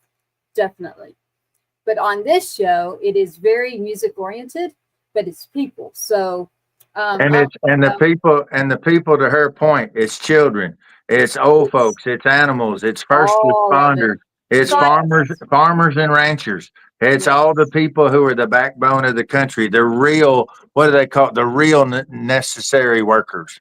The real people that make everything go. Yeah. Well, and like you're talking about, do you go by Ella to others, or do you want to go by Bad Apple Ella? I have no ego attached to like my name or my brand or anything. Okay. Like, want to know my government name? I'll give you. Yeah. It's up to you. I just mistake though, because I also I did a little research before I hopped on with you, but I hadn't been able to, I didn't fully know. So I was like, oh, this is so cool, veteran based, blah, blah, blah. I'm so glad that I made that mistake and that you explained that, because I think you said it was a common misconception, and I also perceived it that way. It is, and we're putting it out there more and more. So you mentioned YouTube, and we just started a new channel, and it is Two Step Tribe, because I did move away from a very, very large radio-based company. And you mentioned something earlier when you were talking about life and life short and working for people who it just feels like that's all you're doing. It's just like, it's just not, my heart's not there. Plus I'm not somebody who can see something and not say something. So it's like, I'm constantly in trouble for helping. So it's like, okay, I have to be independent. And so there's the new YouTube channel. Actually, it is called Two Step Tribe. And so we got to build that one up. And so you mentioned YouTube. I was like, well, she's hitting on all the points. What's interesting tonight is that it's so funny because I love to hear you, and you keep referring to ages. I don't know how old you are, but she's 8 years old. Don't need to know. Yeah, exactly. I wasn't going to go there. Yeah. But what's interesting is that on our Wednesday show, because I've gotten several messages asking, are you doing this on your Tuesday or Wednesday? I'm like, actually, it's interesting because the way that people will judge or perceive someone is that you're going to come in here and you're just going to rock the house with some music and you're gone. Like you weren't anything to do with the people and humanity and what is going on. And ironically, if anyone is paying attention that's been following since we did the tribes, we started the shows for Tribe on Patriots Inside the Wire, Two Step Tribe. You have actually been on, I think, 4. Like you've popped in and out. And so it's interesting because when you've popped in and out, you'll bring up stories actually that you just fit right in. And I've said to Uncle RYANO, I'm like, she actually will come into a show. There was one that was on there and she just like got right into the story. So I was like, she was able to just jump in and take it. And like tonight, you're literally jumping into stories that some people, and I'm an honest. Whoa, I am a truth teller. That's why we can't have nice things. Here we go. That was weird. I'm just a truth teller. That's what it is. I'm a truth teller. I can't help it. Whatever's falling out of the sky, there's nothing falling out of the sky over here. That was a bad joke, but something really did fall.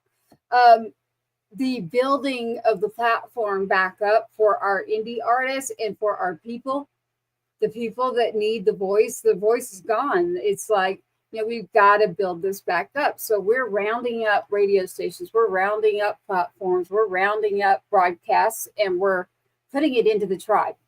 So starting over. I love that you're doing co-hosting with having Uncle Rye on. I think you guys should have, more guest co-hosts too. A lot of influencers, a lot of the ways that I've like broken my music, like my songs are like in Poland in the mall. And I'm like, how the heck? And a bunch of people would just do dances or share or this or that. I have a friend, she wants to start a cookie company, and she's on with all the gaming community. And I said, why don't you send everybody a cookie with their name tagged, and then see if they'll just, shout you out during a gaming or shout you out during their live session or whatever like that.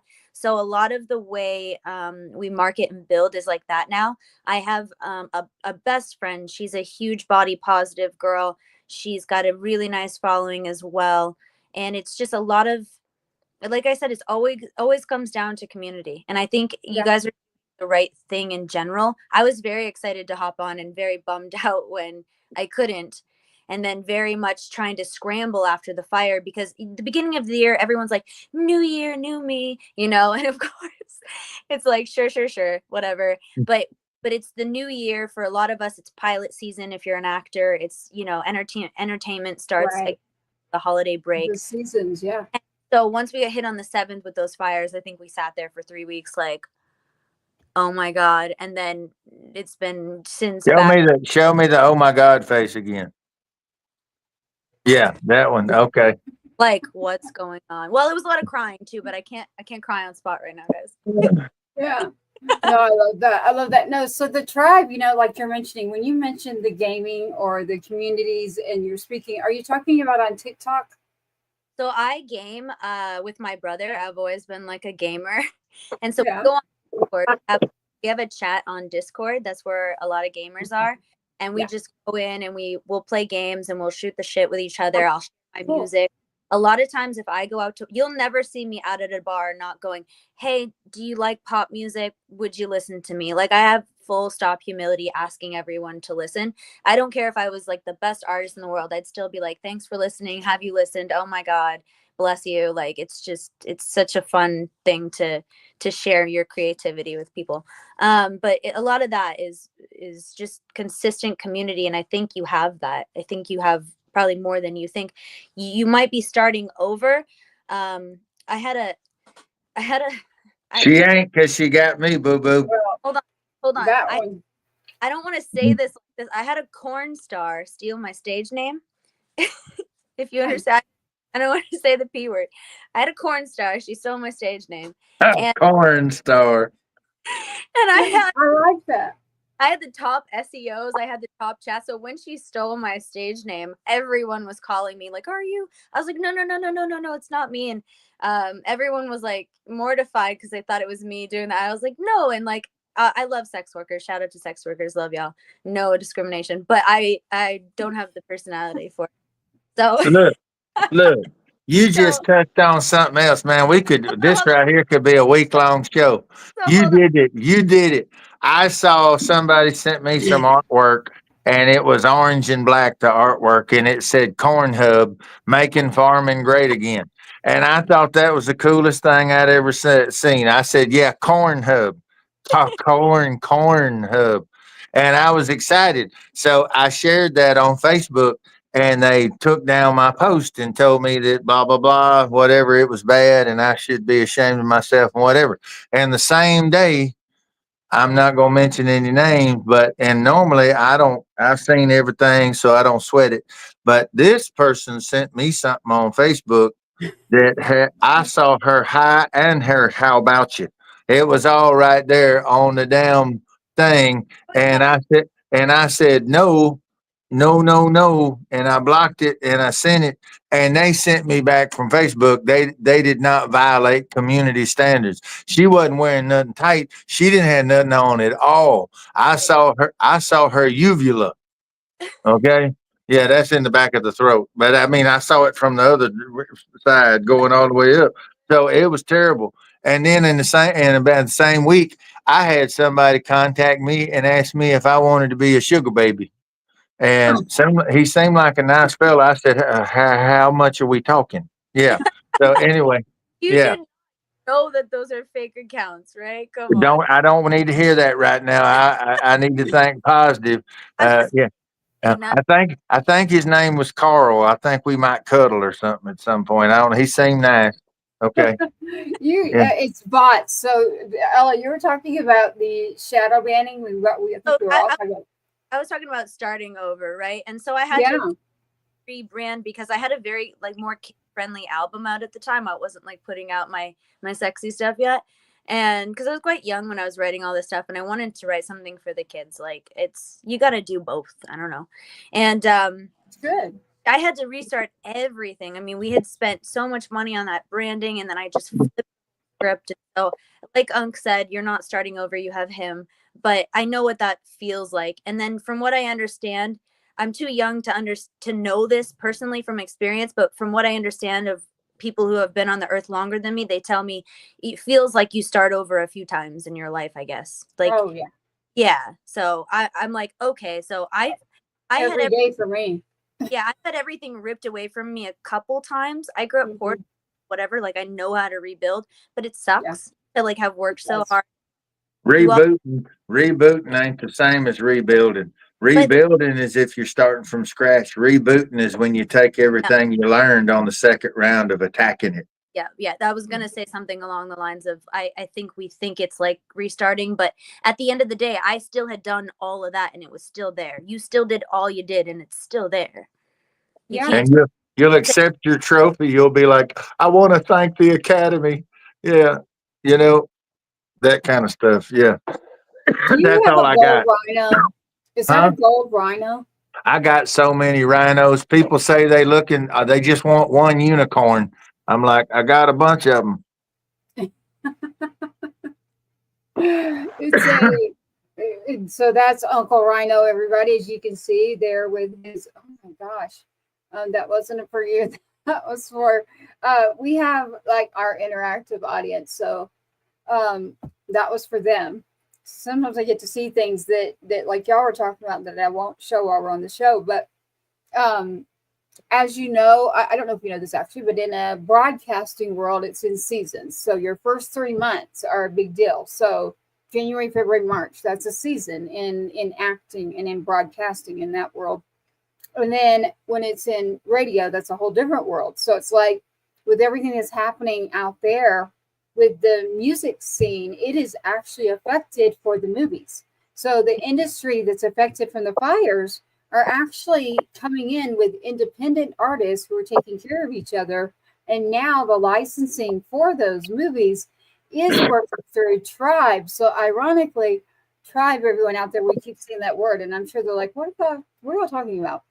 Tribe is a group of people that are coming together, independent artists.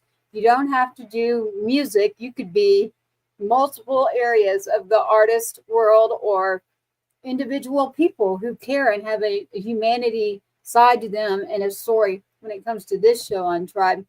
But music is definitely at the heart of my heart. So I won't speak for everybody else. It's a medicinal side for me, actually. And Uncle Rhino's Tribe is very, very large from his days of doing music, which, you know, we didn't get to experience what he's experienced. So he's bringing us along for the ride. And so Tribe is bring back the people and encompass that with a nicer, better package that we can do music and streaming and have our people taken care of better than what's going on right now. So that's Tribe. And in that Tribe, you have all sorts of people. You mentioned something. You mentioned that I grew up homeless. I grew up without food, shelter, you name it. Like foster care systems are really bad. Like we could talk about anything on Tribe, but at the core and at the heart of it, we're always going to be music based, producing. There's a lot of levels that we're doing, publishing, soundtracks. One of the key things on Tribe, though, for Tribe to work, it always has to put its focus on fostering, guiding, protecting, and uplifting the new blood. That's the only reason that Tribe will have meaning. I'm not the rock star. That girl sitting right there with that pink wall behind her. That's what I'm working for. And that's everything that I get up in the morning. When I go to bed at 4 a.m. and I get up at 7, Tracy knows my hours. When I'm doing this, I'm doing it for all these goofy, crazy folks that's running around there with man buns and everything else, because I'm doing it so that one day I hope that they will be like, I'm going to do what that old bastard did. I'm going to get up. I'm going to work. I'm going to put in 18, 19 hours a day to make sure that the people behind me don't have to hack through the briars to go that way. When they come in behind me, they got an 8-lane highway with well-lit disco balls and stripper poles on both sides of the highway. It may not be. I think that would make it stylish, but maybe not for everybody. I've also helped many people with their career as well. So you helping me, helping other people, we should all be doing what we can. Try. Yeah, that's right. That's healthy, because I realize I see some parents, right? Because I've been around people's parents. I realize some parents don't want their kids to succeed them, right? And then some parents, like my mom does not give a squat if I succeed her. If I was like a billionaire tomorrow, she'd be elated. Like she doesn't care. She wants me to go far and as far as I can.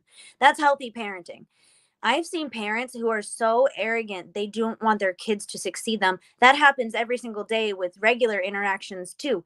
If that's one of the biggest pieces I look for in people in our industry, especially.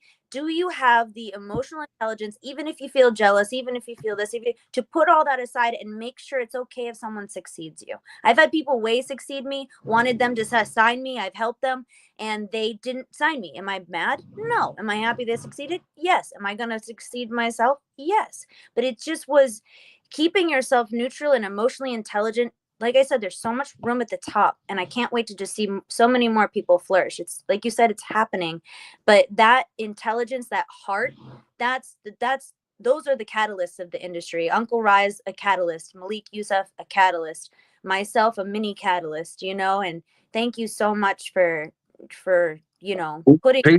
People think that when you get a certain amount of success, and Charlie Daniels, the great legend, country legend, showed me by his actions, not his words. But people think when you reach a certain level of success, and success is different for every single person. It's different. It means something totally different depending on who you're talking to. But people think that success is like a pyramid with that beautiful gold stone cap up on top, and that's where the successful person sits. That's not true. You flip the pyramid upside down, and the successful person is holding the point, and the biggest surface area is on the bottom, which is now the top. And those are the people that you're lifting up. Every time I was able to touch the sky in my career, it was because I was standing on the shoulders of a giant who came before me. So I've never, yeah. Do what, Lovey? I said it's very humbling when the people who are bigger than you lift you up. It's incredibly humbling.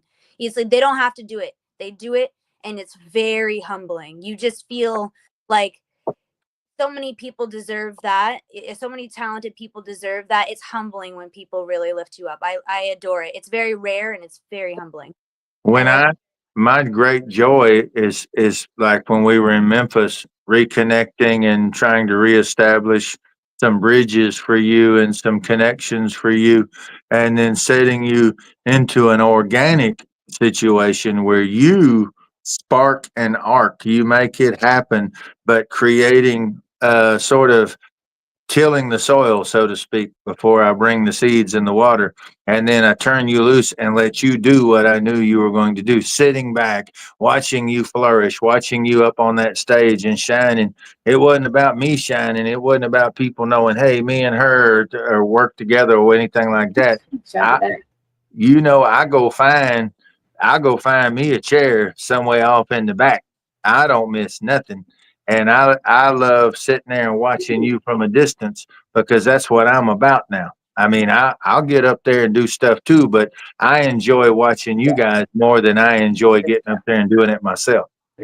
And I think that that's what people need. Like, I'm a go-getter, but it's like you can't always get into the right rooms or the right places. There are big people who are oversaturated with everyone coming at them too. And it's just one person go, hey, listen to this girl. Hey, let her step on stage. Hey, talk to her. Hey, check out her music. Just trust me. And it's like whenever someone I've kicked down many doors in my life, but the minute someone opens a door for me, I am like, thank you so kindly.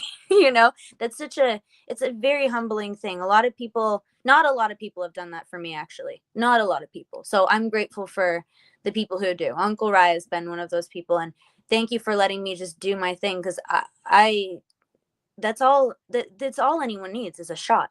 I see people You're the only one that can do your thing. So everybody needs to get out the way and let you do it. So I thank you.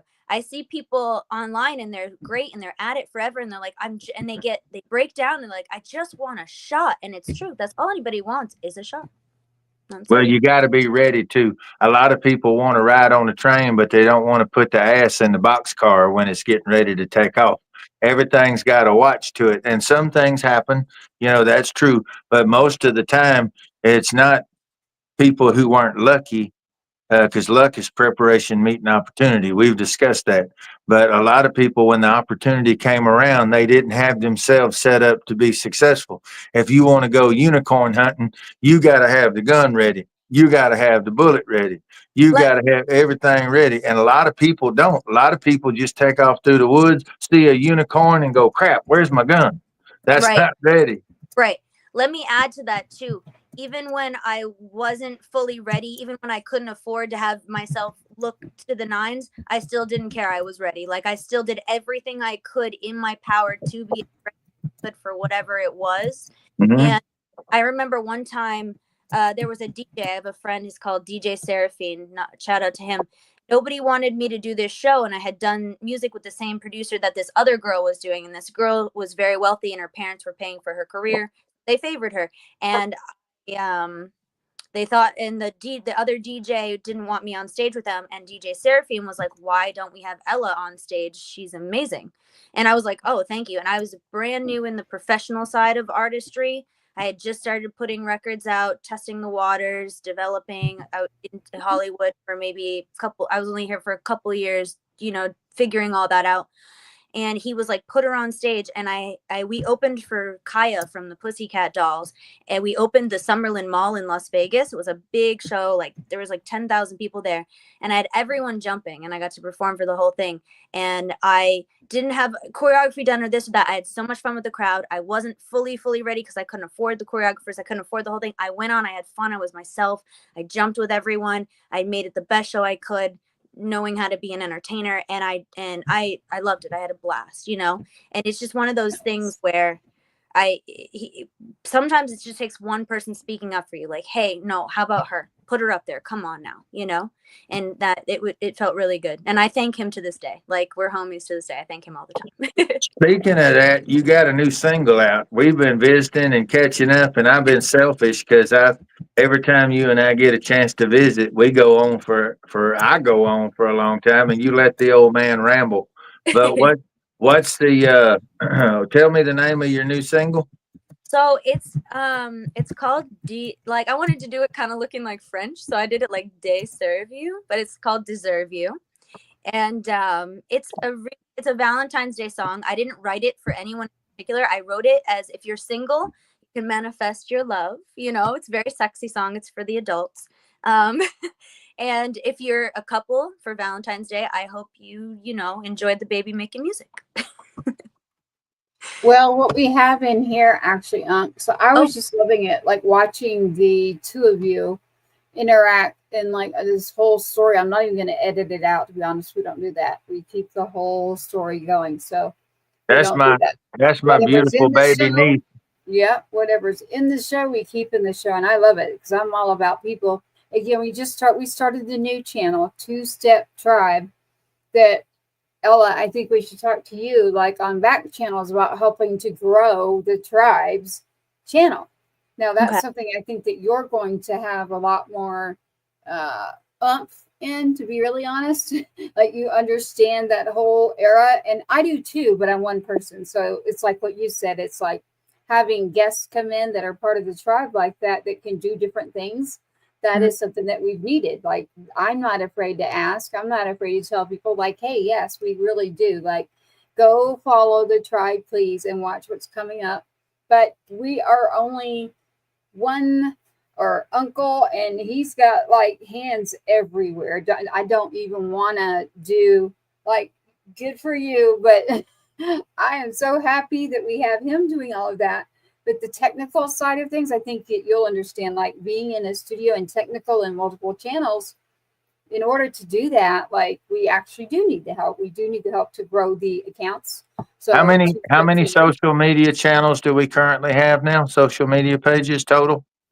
We have multiple, but remember, I just went ahead and did a new YouTube account. Yes, but factor in that in, all in. How many social media channels do we have? Including yours? Yeah. Well, that part I can't answer you, but just under ours, probably 40 to 50. But it depends. Are you talking music? Are you talking? Well, it's all they are all intertwined. So that's the thing. So they're all cross marketing. So you're looking at 40 or 50 channels, and that's just social media. You weren't on when we were talking about it, but on our 4th ever episode, in 48 hours, we had 249,000 viewers. You know what? I want to say something about that. I went and looked at the stats today to show you, like, because you can go look at, right, Ella? We can go look and see if it's male, female, like what is peaking. Yep. only like, so 44% of the people, like the people that engage, like our audience can go nuts. Like when we're going, I love them. But I do- in there, it was only 11% of the people that actually liked it or followed. And I was like, whoa, we had But that many people. Okay. Yeah. All right. Hear me out. I'm in charge now. Good. Okay. When we chat with everybody, all the people in the comments, like I want to, like Grip Academy, Aikido, and Self Defense. What up? I brought that Hey, up. sorry, I'm going through the comments now. So I think Yes, shouting. they shouted out to you, and I had that up.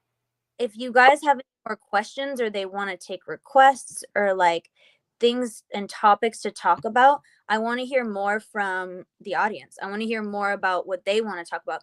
Like, it's so fun talking about what we want to talk about, but we could get fun and juicy and silly. And if you have me and Uncle Ryan here, it gets wild. So Yeah, But I we do can, want to and do we a can, night we one. can, we can tell stuff too. Like one of the cool things about this show, especially with me, like you and I have our own relationship, Apple. But the thing is, a lot of people that like with some of the older country guys or more established, the guys that are old institutions, a lot of those guys, we know stories about each other that no media person has ever covered before.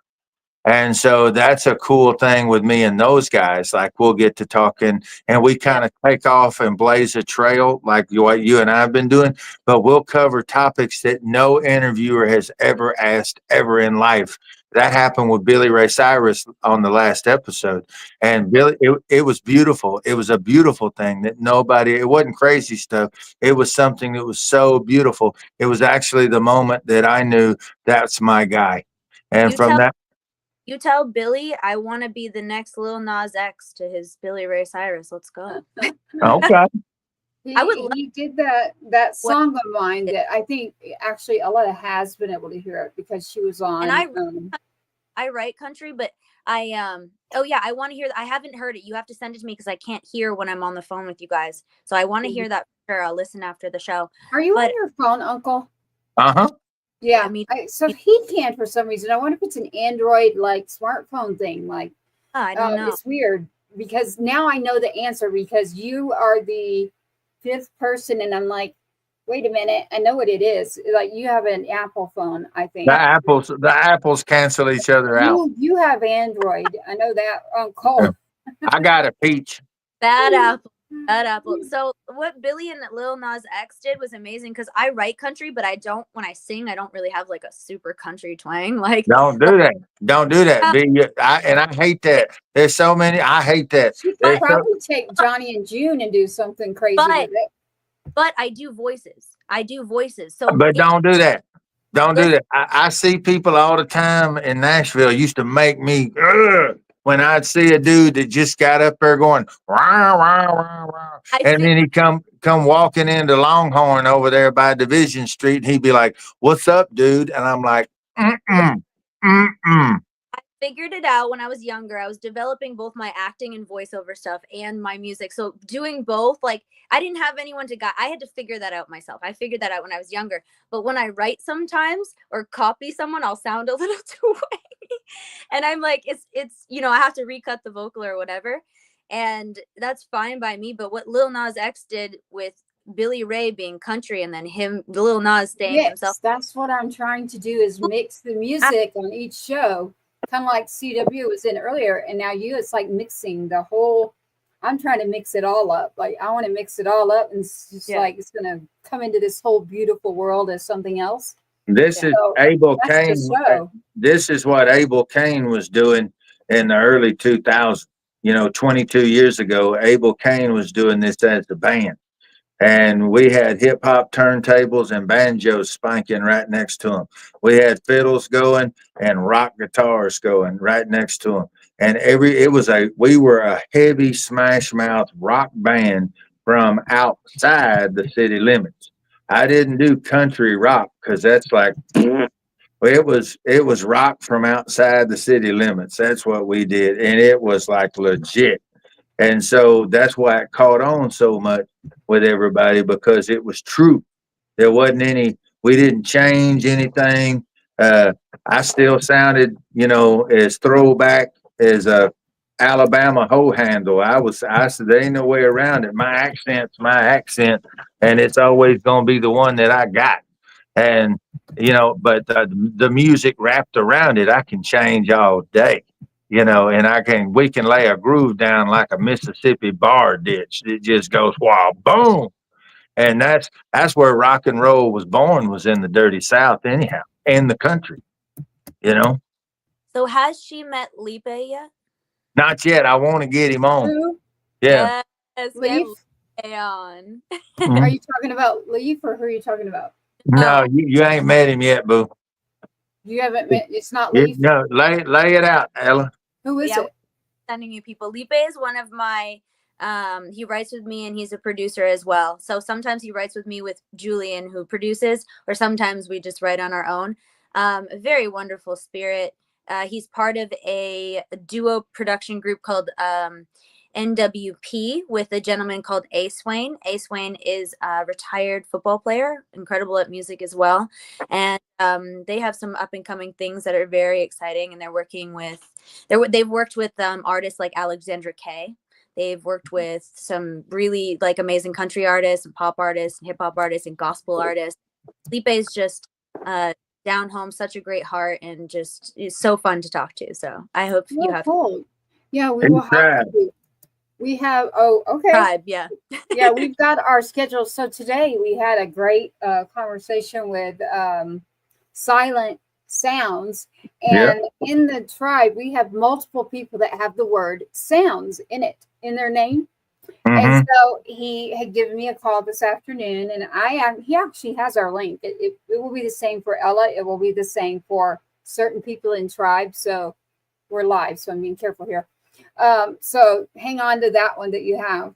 But I actually shot it to him because, we were talking about writing. I used to do our Sunday songwriter sessions, and it's literally like old school. And I keep saying that word, and everyone's sending us messages like, y'all are not old. Like, why do you keep saying that? I'm like, my mentality is the old school way of being in a room.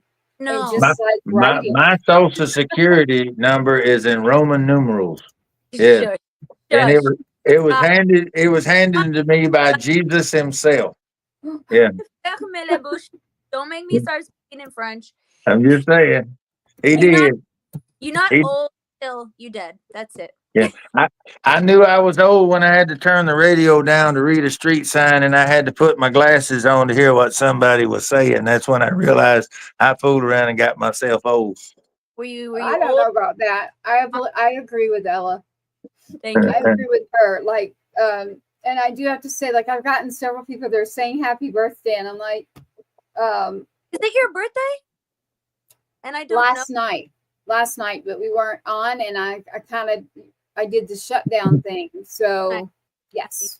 Hey, the answer would be yes. And I have not celebrated, but I will. I can't get into it right now, but we had a Dexter cake. She did something terrible to it. Yeah, she did something terrible to that cake. It wasn't on purpose, but it's because of my son Cash. And this cake, man, like small children cried. They were walking by with their parents, and they were so upset about it. Yeah, these small children, snot bubbles and everything.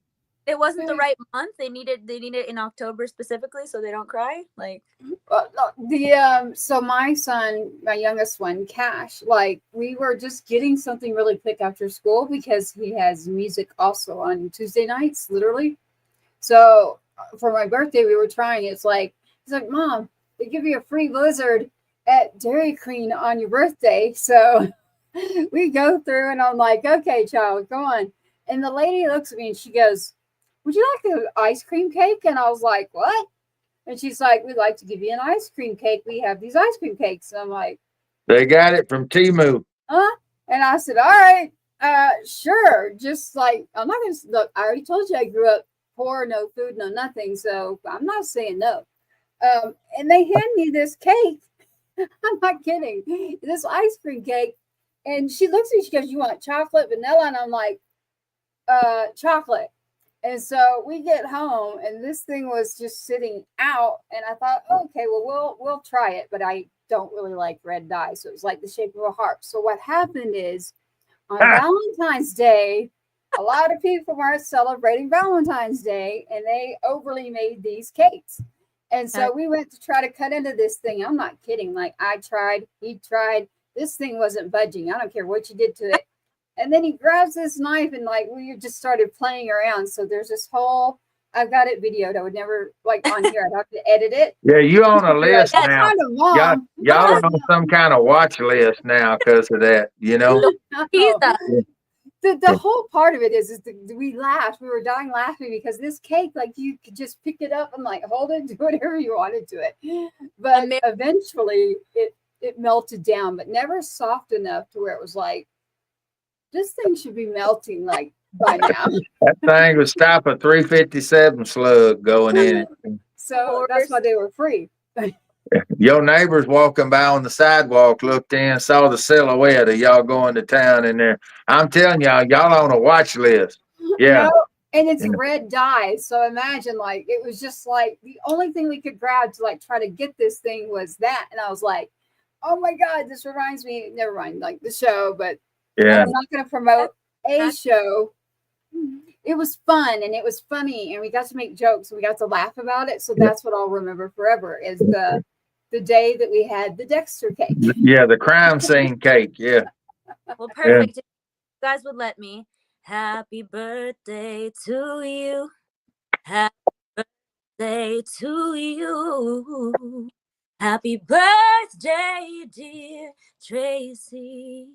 Happy birthday to you. Yeah. Ooh, that was beautiful. Beautiful. Wait, you got someone here. That baby can sing the phone book. Yeah, I know. So this one was, we're talking to each other. Like, I was just saying that in the chat too. I was like, I want to hear your music. Like, so that's the best way though, right there. She just did it. There wasn't nothing between her lips and your ears just now. There was no tech. There was nothing. I've heard that child sing into the corner of a room when she was warming up. I'm telling you, she's got the juice. I don't sling it unless I see it. And I picked up on it real quick. And so, yeah, she's got the juice. And to work with her has been an honor thus far. She might be done with me. I think she just wanted to hang out with me and use up 3 hours of her life on the podcast. I think that's what it was all about. But no. Well, hey, I was loving your whole like vibing together and getting to hang with each other. So that's fine. And I was just interacting, but it's funny. We will get made fun of because people will be like, man, we could do a whole series, like, you know, the limited series that are out now. Like we could just roll people in and out like for a whole week. But this is the thing that happens here that's unique. I'm speaking for myself. But you meet a lot of people, and we have, as you stated to everybody, people have no idea how massive this tribe is. Yeah. It crisscrosses Canada, all the North and South and Central America. It's everywhere. It's huge, thousands of people. That being said, and I genuinely adore everyone who's in the tribe. I say that with all my heart. But then there are certain people that, for whatever reason, you just connected more and you genuinely love them. You just genuinely love them. And so when that happens and because Ella and I hadn't gotten to speak in a hot minute. So when we get a chance to jump on here, I know me, I just take off. I forgot everybody else was hanging around watching. I'm going 90 to nothing. La, la, la, la, la. How's your mama and them? La, la, la, la, la, la. Yeah. So this is true unscripted. This is truly real. This is real people, real love, real spirits intertwined, real music. Speaking of that, I want to get to one of her songs, man, because she's got several. She knows which one my favorite was, but I also like the new single. Hey, I've got the one I have in here is the one that like on other nights we were like, yeah, not that one, but I really wanted to play it every time. I thought we played. Did we not? I have Not Deserve. We hadn't played it yet. Wait, what? No, Dirt for Diamonds. I love Dirt for Diamonds. I want to hear that one because every other time it's like earlier and now it's getting later. You know what I mean? Yeah, and there was there used to be someone in Tribe, y'all, that like I had this infectious energy with her. Like our music, like just nighttime show would have taken off massive. Yeah, But to that's find just somebody like at night who like that energy comes out at night, like just like vibing and like the writing and everything behind the music until I get like I'm like, it's like static coming off of me. But this is what this reminds me of. I get super excited like a little kid. So I'm like, I want to do Deserve because that's the single that's out right now. I want to do Deserve, but then I want to pivot out of that one and go into Dirt for Diamond. well, I have Dirt for Diamonds only loaded, so I can load the other while y'all are talking. But Ella probably has. Ella disappeared. No, she said, hold on. She's grabbing her stuff. I've got us on multiple channels. And while we're live, I'd like to say something. I thought I went blind in my left eye and couldn't see Ella anymore. That's what I thought happened. She'll be back. But we do have, so I'd like to say this. So Rob, BYD _80, hello. I see your messages that are interesting, but Uncle Rhino cannot see those right now. I would appreciate if the language is cleaned up a little bit. Not real sure what that's talking about, but I will make sure that Uncle Rhino gets that message. Cussing don't bother me. Oh, it isn't that. It's not that. I have a feeling it has something to do with the conversation that came up earlier about someone stealing your name. And it's a whole nother conversation going on that was on the Instagram channel. So I have a feeling that's where and I'm fine. I'm just like, I'm a truth teller. So I'm saying right here. I was hoping he had the contact information for the dude that wanted me to be the sugar baby. I thought we had real feelings there for a minute. So yeah. I did stand-up comedy show too. Like I write and do comedy as well. I called a friend of mine, and they didn't start me out small at all. They just sent me straight to the comedy club because they trusted me, or the Comedy Store, excuse me, and because they really trusted me because I do a lot of crowd work, and I'd opened up for him musically, and I do a whole bit about this, and the crowd just thinks it's so funny, and for me it was like a tragedy at the time. So to turn it into something funny has been beautiful, and I hope that gentleman sees it that way and understands my journey and empathizes with that instead of getting too PC.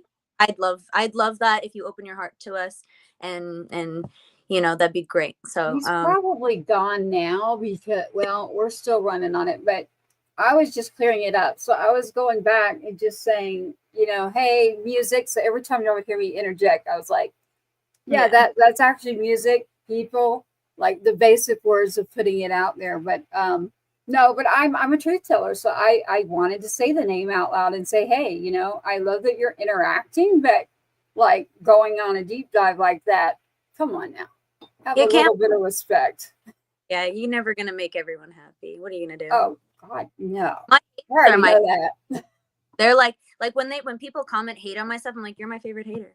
Thanks for listening. These are more of a deep dive for so I'll look at those later and hand them off to him. But I love that. I would too. I would do the same thing. I would put like, oh my gosh, I love you so much. You're my favorite person now. You're like, what? Totally messed your heads. The opposite of love is not hate. Hate and love are so similar. The opposite of love is apathy. So it's like the apathetic people are really the ones I'm sad at. The haters, gotta love them. The love, gotta love them even more. Gotta love the haters. Yeah. Yeah. So I do have. You went away for a minute. Uncle was a little worried because you were. I was trying to find the file and I don't have it on me. So I do have I already have one loaded, and what I'm going to do, because in a radio world, as you know, and you might know this too, Ella, it runs in 30-minute segments. So if I go over, now obviously I can trim it, but we're not. So in a true world, I like to keep the whole show as it is, but we're at 3:03 now, so it's in half-hour increments on radio. So if I stop, I have to stop at 3. If I stop, it's either 3:30 or 4. It's 30 minutes. Yeah, we'll have to stop it at 3:30 because that way we'll have the live version like this. And then what we're doing is we'll be breaking it up into smaller chunks, which will be 48-minute episodes on Roku. Okay. So we'll be able to, and there'll be the quick edits on those. That's how TV happens. You know, the stuff that they film, it's not the same as what people get. Pow, pow, pow, pow, right? Right. Now that takes people though, so we've got to have people coming in that do more on the editing tech side as well. So Yeah. Happy to be here. Thank you for playing me. Do your thing. Love y'all. of Well, course, of course. I want to get some Dirt for Diamonds rolling. I do Alright. too. Let me restart this.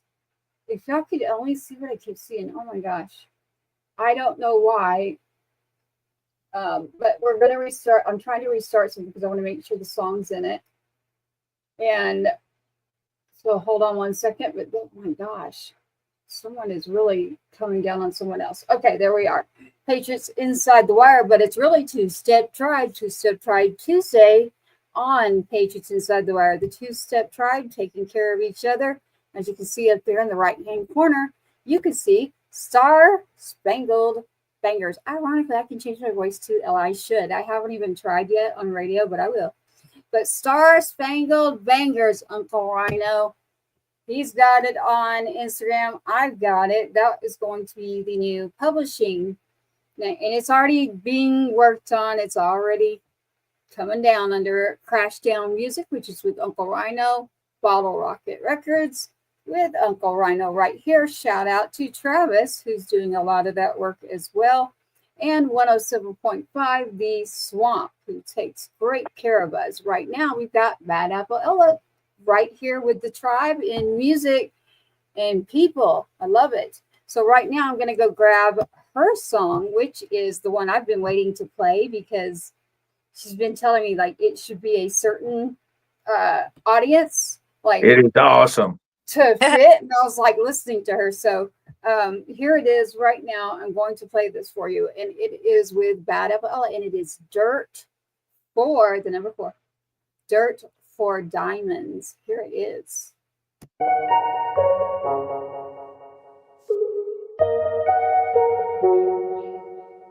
Blood on your hands, force me to dance, staining no sense. Your way, your way. And I hear your ghost, you love me the most. Or am I alone? Hey. Cry to me your deepest desire. You lie to me to keep me on fire. Pressure down your spine, now you're trying to shine. Taking down your mind, what you trying to hide? You think I give my dirt for diamonds? Or that you give your work for diamonds? Or that and we gonna work for diamonds? Or that I'm not. I see you breaking words for diamonds. Or that you give your worth for diamonds? Or that and now you wanna hurt for diamonds? Or that I'm not. Paying a price, taking a life, you got master rights. You wanna be high, don't wanna be nice. You want my advice, you think that I'm wise, but I'm not enticed. Don't wanna delight in your bitter lies. Cry to me your deepest desire. You lie to me to keep me on fire. Pressure down your spine, now you're trying to shine. Taking down your mind, what you trying to hide?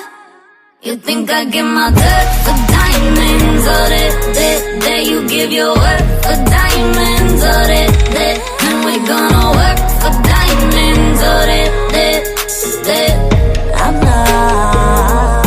I see you breaking words for diamonds. Or that you give your worth for diamonds? Or that and now you wanna hurt for diamonds? Or that I'm not.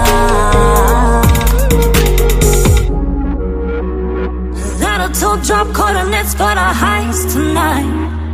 Paper falling out of the sky. Washing all your sins in holy water. You think I give my dirt for diamonds? Or that you give your work for diamonds? Or that and we gonna work for diamonds? Or that I'm not. I see you breaking words for diamonds. Or that you give your worth for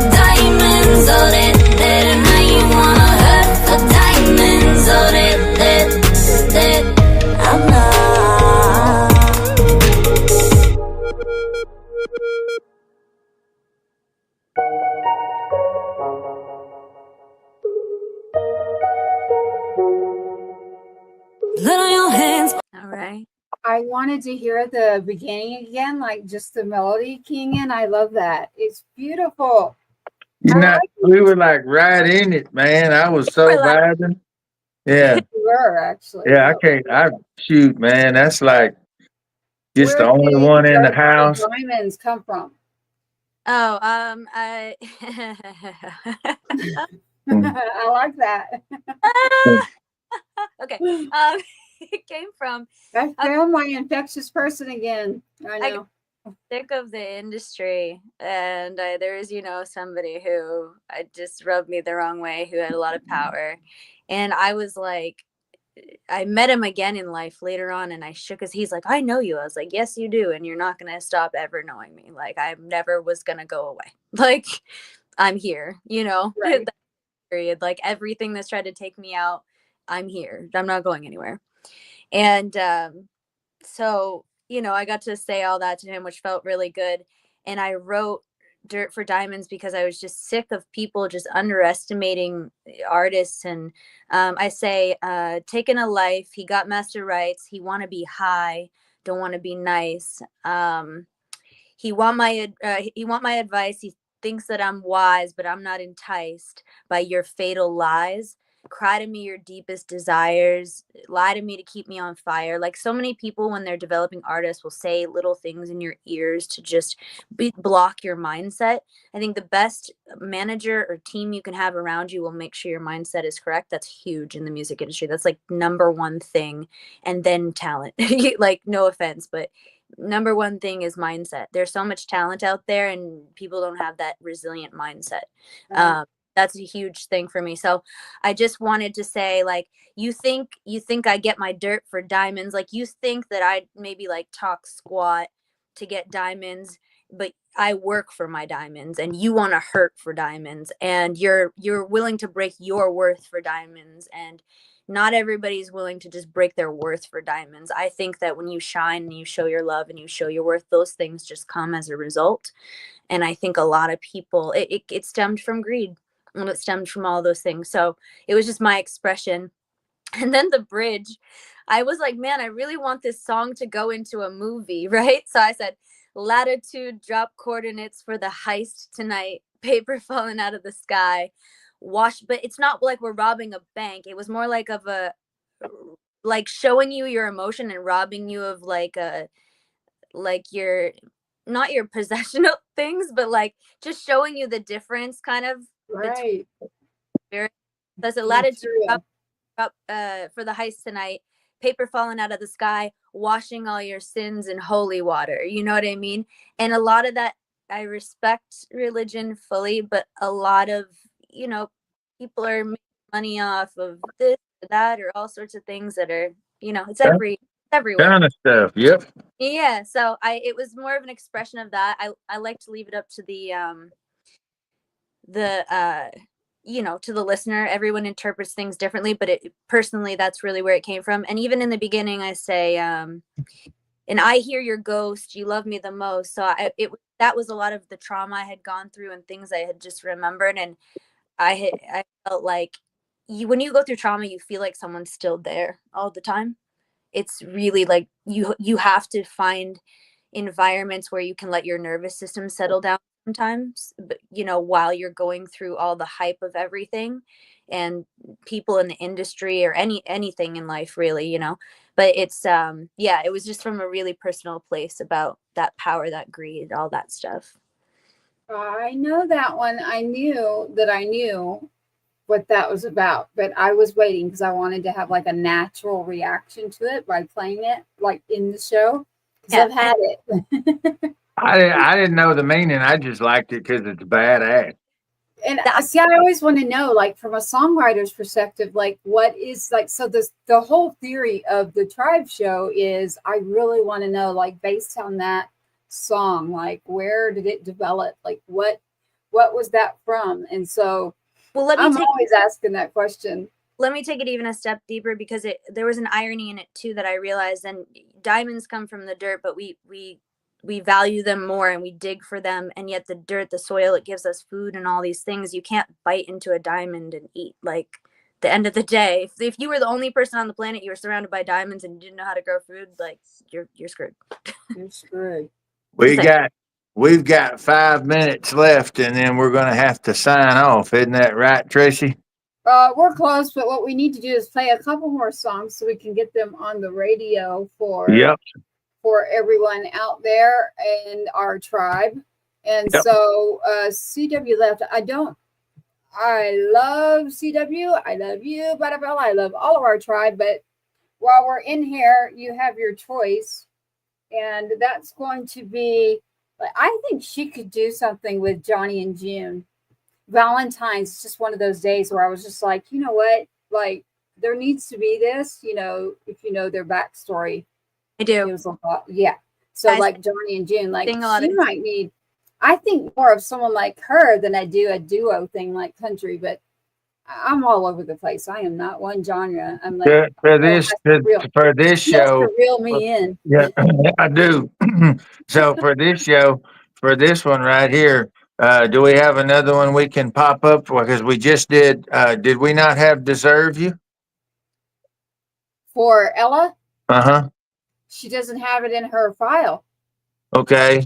And we don't have we played all the CWs. Well, the one that's still there, there's one that's there that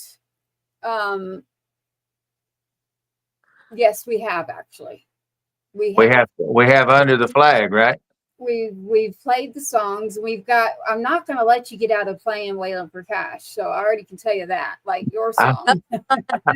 I always make it about them, and that's just always my thing. I'm not going to let you. Back. We got lots of songs we can play. Go ahead, play some Waylon for Cash. Yeah, I was going to say I'm not going to let you get away without yours. You know that one.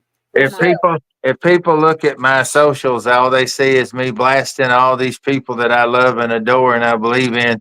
And they're like, I've had some people go, you should be putting your own stuff out. I'm like, it's out there. You know where it is. If you don't know where it is, it's on the radio right now. I mean, I'm supposed to be doing that, but if I've got a choice, I just always do that. I'm going to go, I'm pushing Deserve You. I'm putting that out. I'm always going to play it. So I've already got your name up there. Waylon for Cash is up above me, but it needs to be right there with you. So there, it's right in your corner. Waylon for Cash is the song, and it is by Uncle RYANO. And it is a number 4, Waylon for Cash, just like Ella has dirt for diamonds. This is Waylon for Cash. I'm up here wailing for cash. I'm putting on a show and I'm trying to make a splash for those who might be jonesing for a country smash. I'm up here wailing for cash. I'm hearing everywhere that country music's gone, but I think she's just reloading and it won't be long till honky tonks are open with people packed inside. I'm shining up these boots and getting ready for the ride, 'cause I'm up here wailing for cash. I'm putting on a show and I'm trying to make a splash for those who might be jonesing for a country smash. I'm up here wailing for cash. Oh,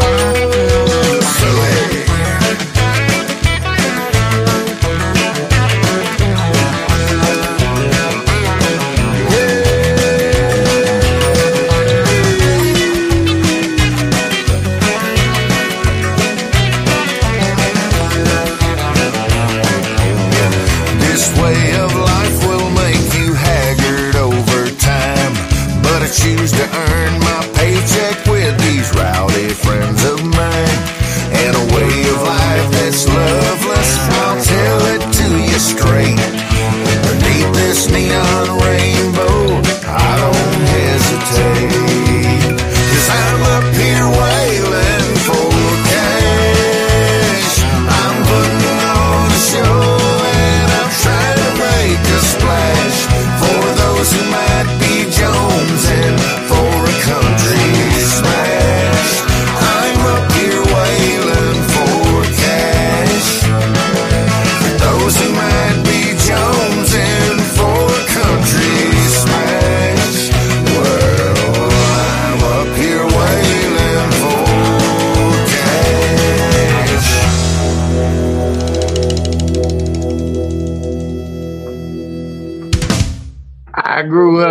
old school country. I grew up R&B. I grew up listening to every kind of the different subgenre of rock.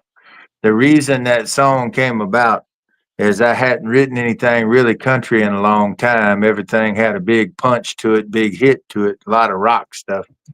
And I had a dear, dear friend of mine who is a very well known recording artist in Nashville. And he had just bought a house.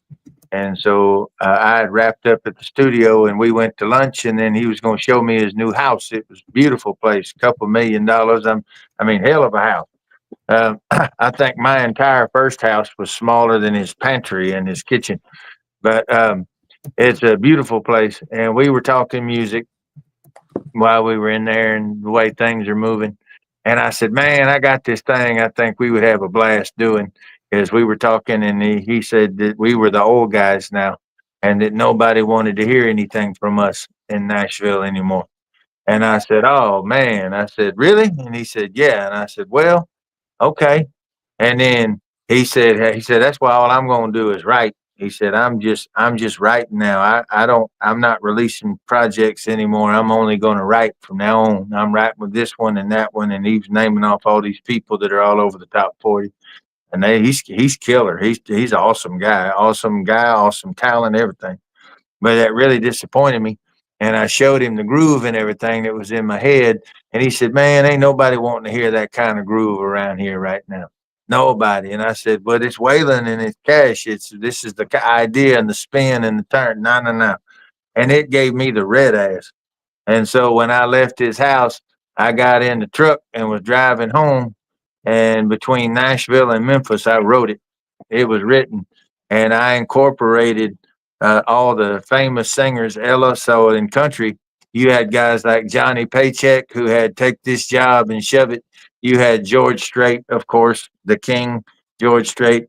You had George Jones, who is the possum. He's super country. That's why in the chorus, for those who might be jonesing for a country smash, you know, it's basically everybody saying country music's gone, but I was feeling the disturbance in the force. I felt like it's coming back and nobody's going to have a choice whether it comes back or not. So you might as well saddle up and get on it and get ready to ride it. And I started incorporating all these people like Patty Loveless, Merle Haggard, Johnny Paycheck, George Strait, even referenced Alan Jackson's song Neon Rainbow in the second verse. I wanted to pay little tributes and salt and pepper them through the verse because these are I was in my late teens when so many of these artists really impacted me at country music, which was the precursor to rock music, which was the sister to blues music. And all these things I fell in love with because of starting out in country music. And so I wanted a tree can only get so tall and it falls over. So when it falls over, all the new growth comes back from the roots. So that's where I went. And that's why I chose to release that to my first country single to radio. That was the first time I did that and chose that song because I wanted to start with my roots and go all the way back to the beginning with a song that nobody'd want to hear, that nobody'd care anything about in Nashville. That's why I picked that song because I don't hear that on the radio.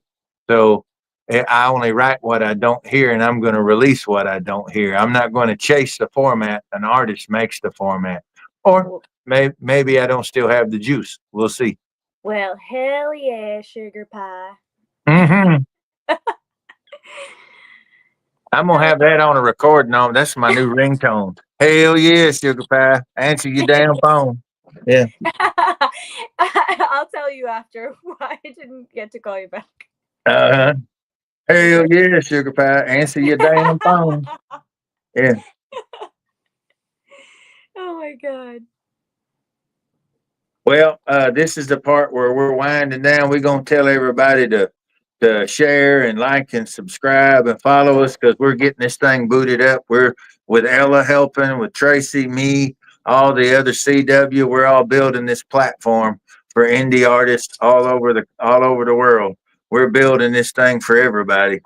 So subscribe, like, put your notifications on. Let us bother you. Yes. let us bother you.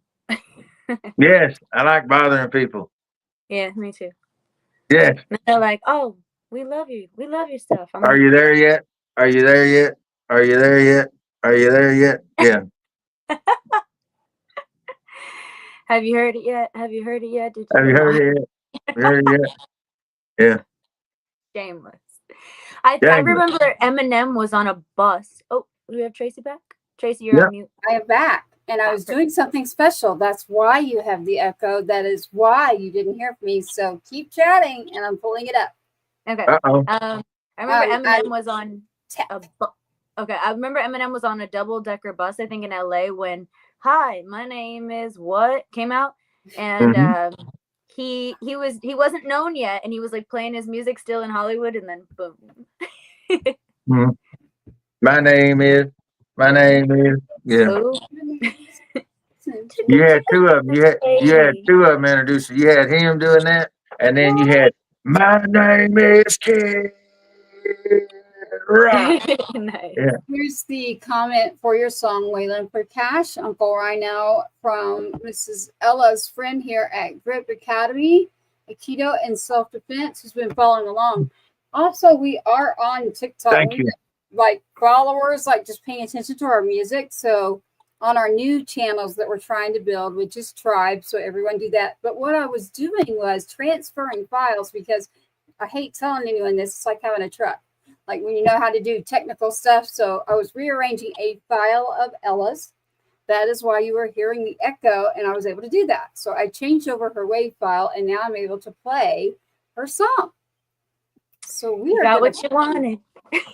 we are going to play her song right now on the Two-Step Tribe Patriots Inside the Wire production show, winding down on a Tuesday, and I cannot wait to hear this. Again, here we go. And it is live. Hey, Ella, announce this song. What are we about to listen to? You're about to hear "Deserve You." Here From we- Bad Apple Ella. There you go. Let's roll.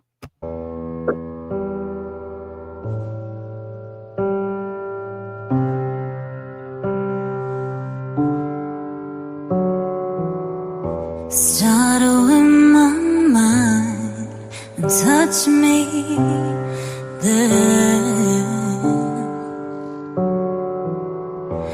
Need to believe that you still care. I say a prayer, please don't play fair. My life, I swear, you're safe right here. Want you to taste me on your fingertips, drip all that honey up inside your lips. I'm about to serve you, getting so good that you treat me so better. Bound to reserve you, tell your boys that you ain't coming out now. Had it me first and I ain't deserving all of the pleasures that you put me through. I'm about to serve, I deserve you. Let me color outside your lines.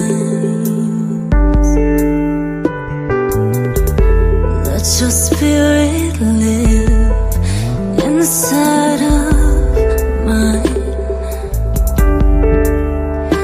Want you to taste me on your fingertips,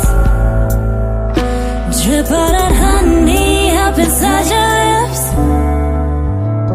I'm about to serve you, getting so good that you treat me so better. Bound to reserve you, tell your boys that you ain't coming out now. Had it me first and I ain't deserving all of the pleasures that you put me through. I'm about to serve, I deserve you. If we were designed, you'd always be mine, and I'd always find you. You belong inside my divine, right up on the edge of my mind, edge of my to serve you. Getting so good at you, treat me so better. Bound to reserve you. Tell your boys that you ain't coming out now. Had in reverse and I ain't deserving all of the pleasures that you put me through. I'm about to serve. I deserve you. Mm, mm. Happy That- Valentine's Day. Mhm. I love it. I love it. You said Happy Valentine's Day. I Mhm. like that. You are very infectious. I like the vibe. I like everything about it.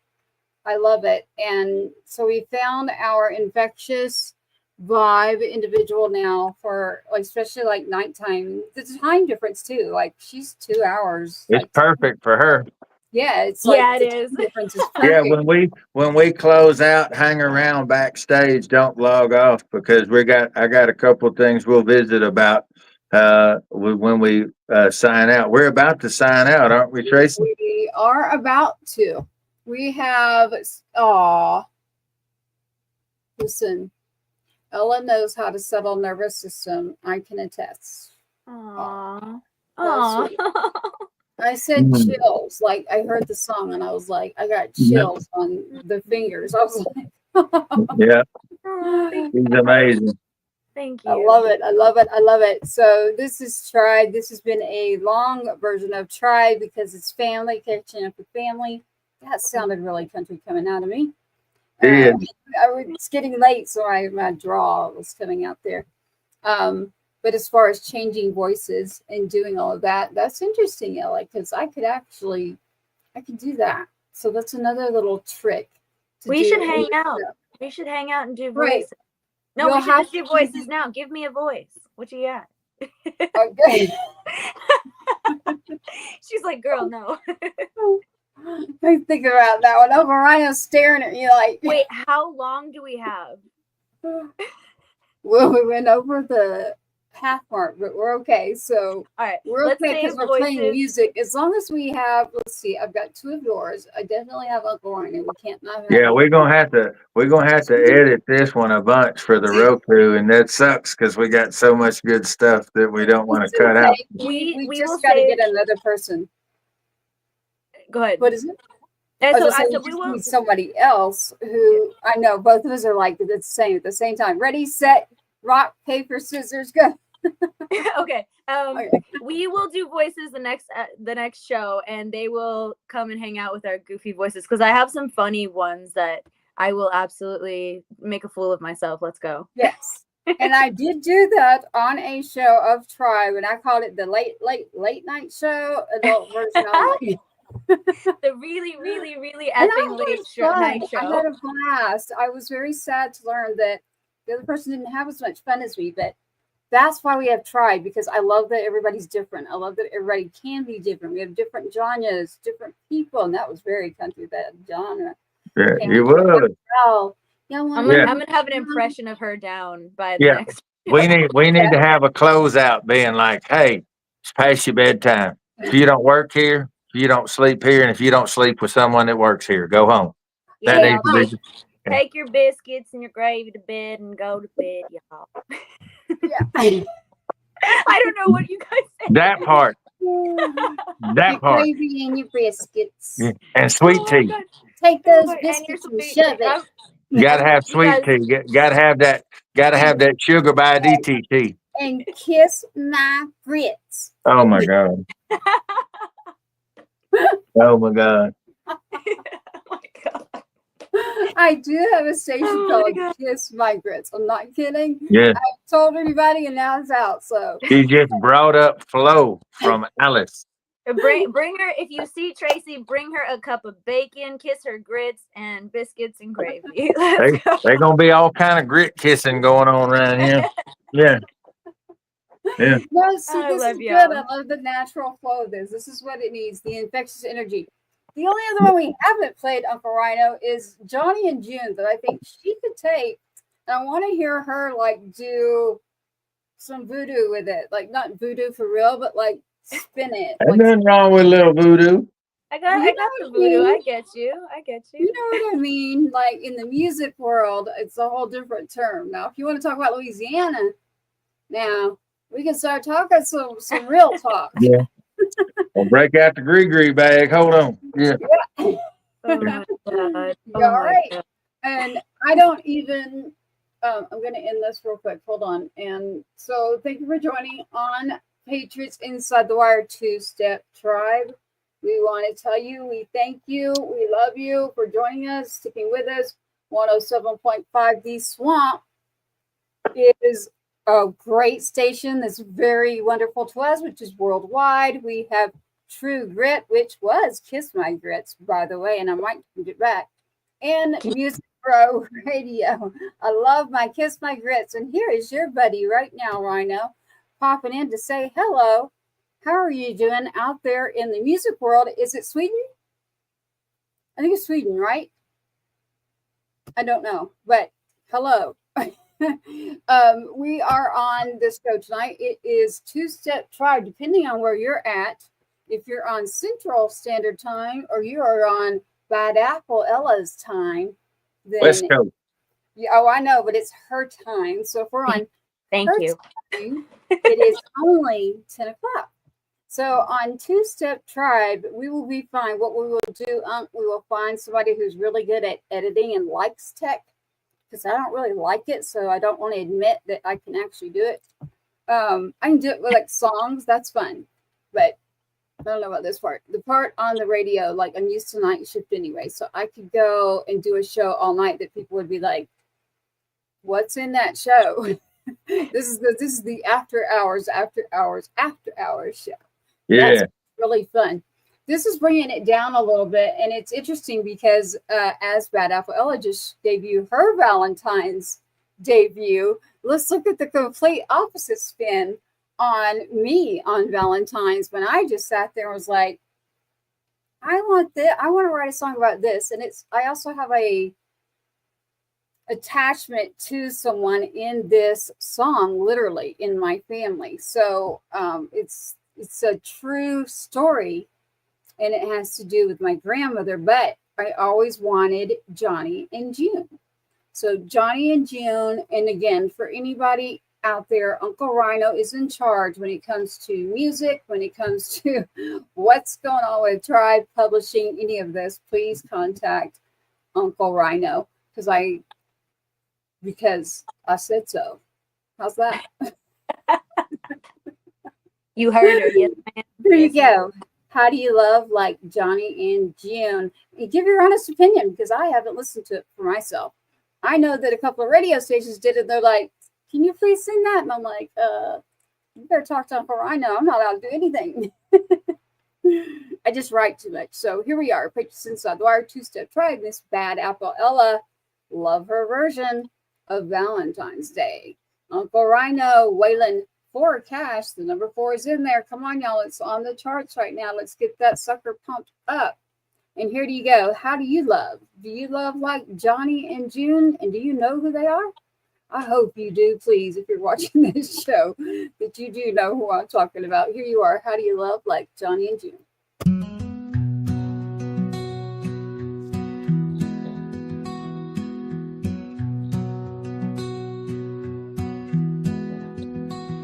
In a small town where whispers reign, life ain't easy, but love withstands the pain. Through the highs and the deepest lows, how do we love when the whole world goes? I've read their stories, heard the songs, a love that lasted, stayed so strong. When the nights are cold and days are dark, how do we keep that kind of spark? Tell me how to love like Johnny and June, through the fire and the typhoon. When the chords of life seem to break, how do you mend every mistake?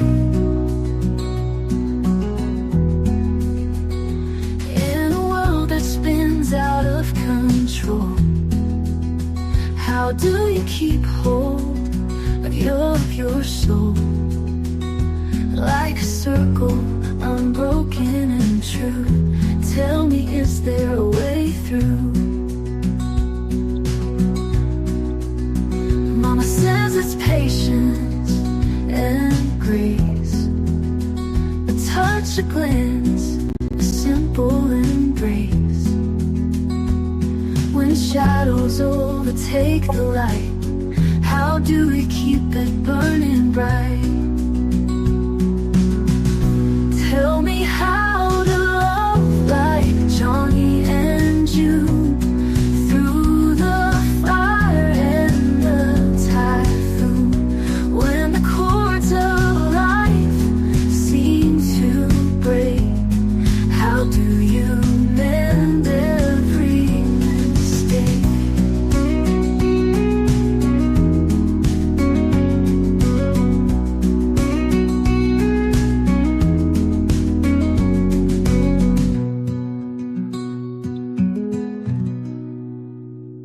Mm-hmm. Wow. It's honest opinions there. And Me. oh, yeah. Okay, go ahead. What is the one thing we are all missing in life right now? Like, especially, I don't want to blame my generation or this or that, because it's every generation. It might just be more apparent because we're on the internet. How do you mend when the cords of life break? Or how do you mend every mistake when the cords of life break? Sorry, I'm mixing that up. There's a step in every relationship, and friendships, businesships, relationships. We're forgetting this last step, the part where we mend it after we put the strings back on. And in our relationships and our friendships, we're breaking with each other. We're hitting those walls. It's okay to have arguments. It's okay to have disagreements. It's okay to fight. Me and Uncle Rye, we get into debates sometimes. We love each other to the core. We've connected on deeper levels. Me and my friends who we have connected on deeper levels. We have to start putting those guitar strings back on, man, in our friendships. And that's the part that hit me, I think, the deepest. That was so pretty. That was so beautiful. Yep. But I could see your voice doing something with it. Like, we'll talk on back channels in regards to me. I just love to write, and then I haven't been on a stage in a long time. So we lead with Uncle RYANO on Tribe, again on Two-Step Tribe. Uncle RYANO right here with us live tonight with Bad Apple Ella, and you will be seeing her again. She is the infectious energy, and we're always doing art. Like, yeah. You got the 4 in yours. I literally have a 2 and a 4 on here, actually. It means Together Forever, the number 24. So, Together Forever with the Two-Step Tribe by Patriots Inside the Wire Productions, Bottle Rocket Records, Crash Down Music, and Star Spangled Bangers, the Tribe. Tonight's episode. Thank you for joining us. We're actually going to close out this time before we hit another mark. I saw that face on So we are actually going to close out and pay attention to what Uncle RYANO has done here, and let's see what happens. Thank you for joining us.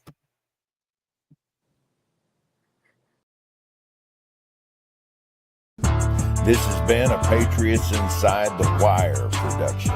Thank you for tuning in to another episode of the Two-Step Tribe, where you, the viewer, are always the rock star of this show.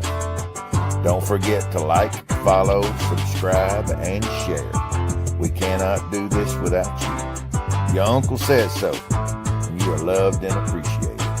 Sergeant Two-Step, sign us out. Let's load up and roll out.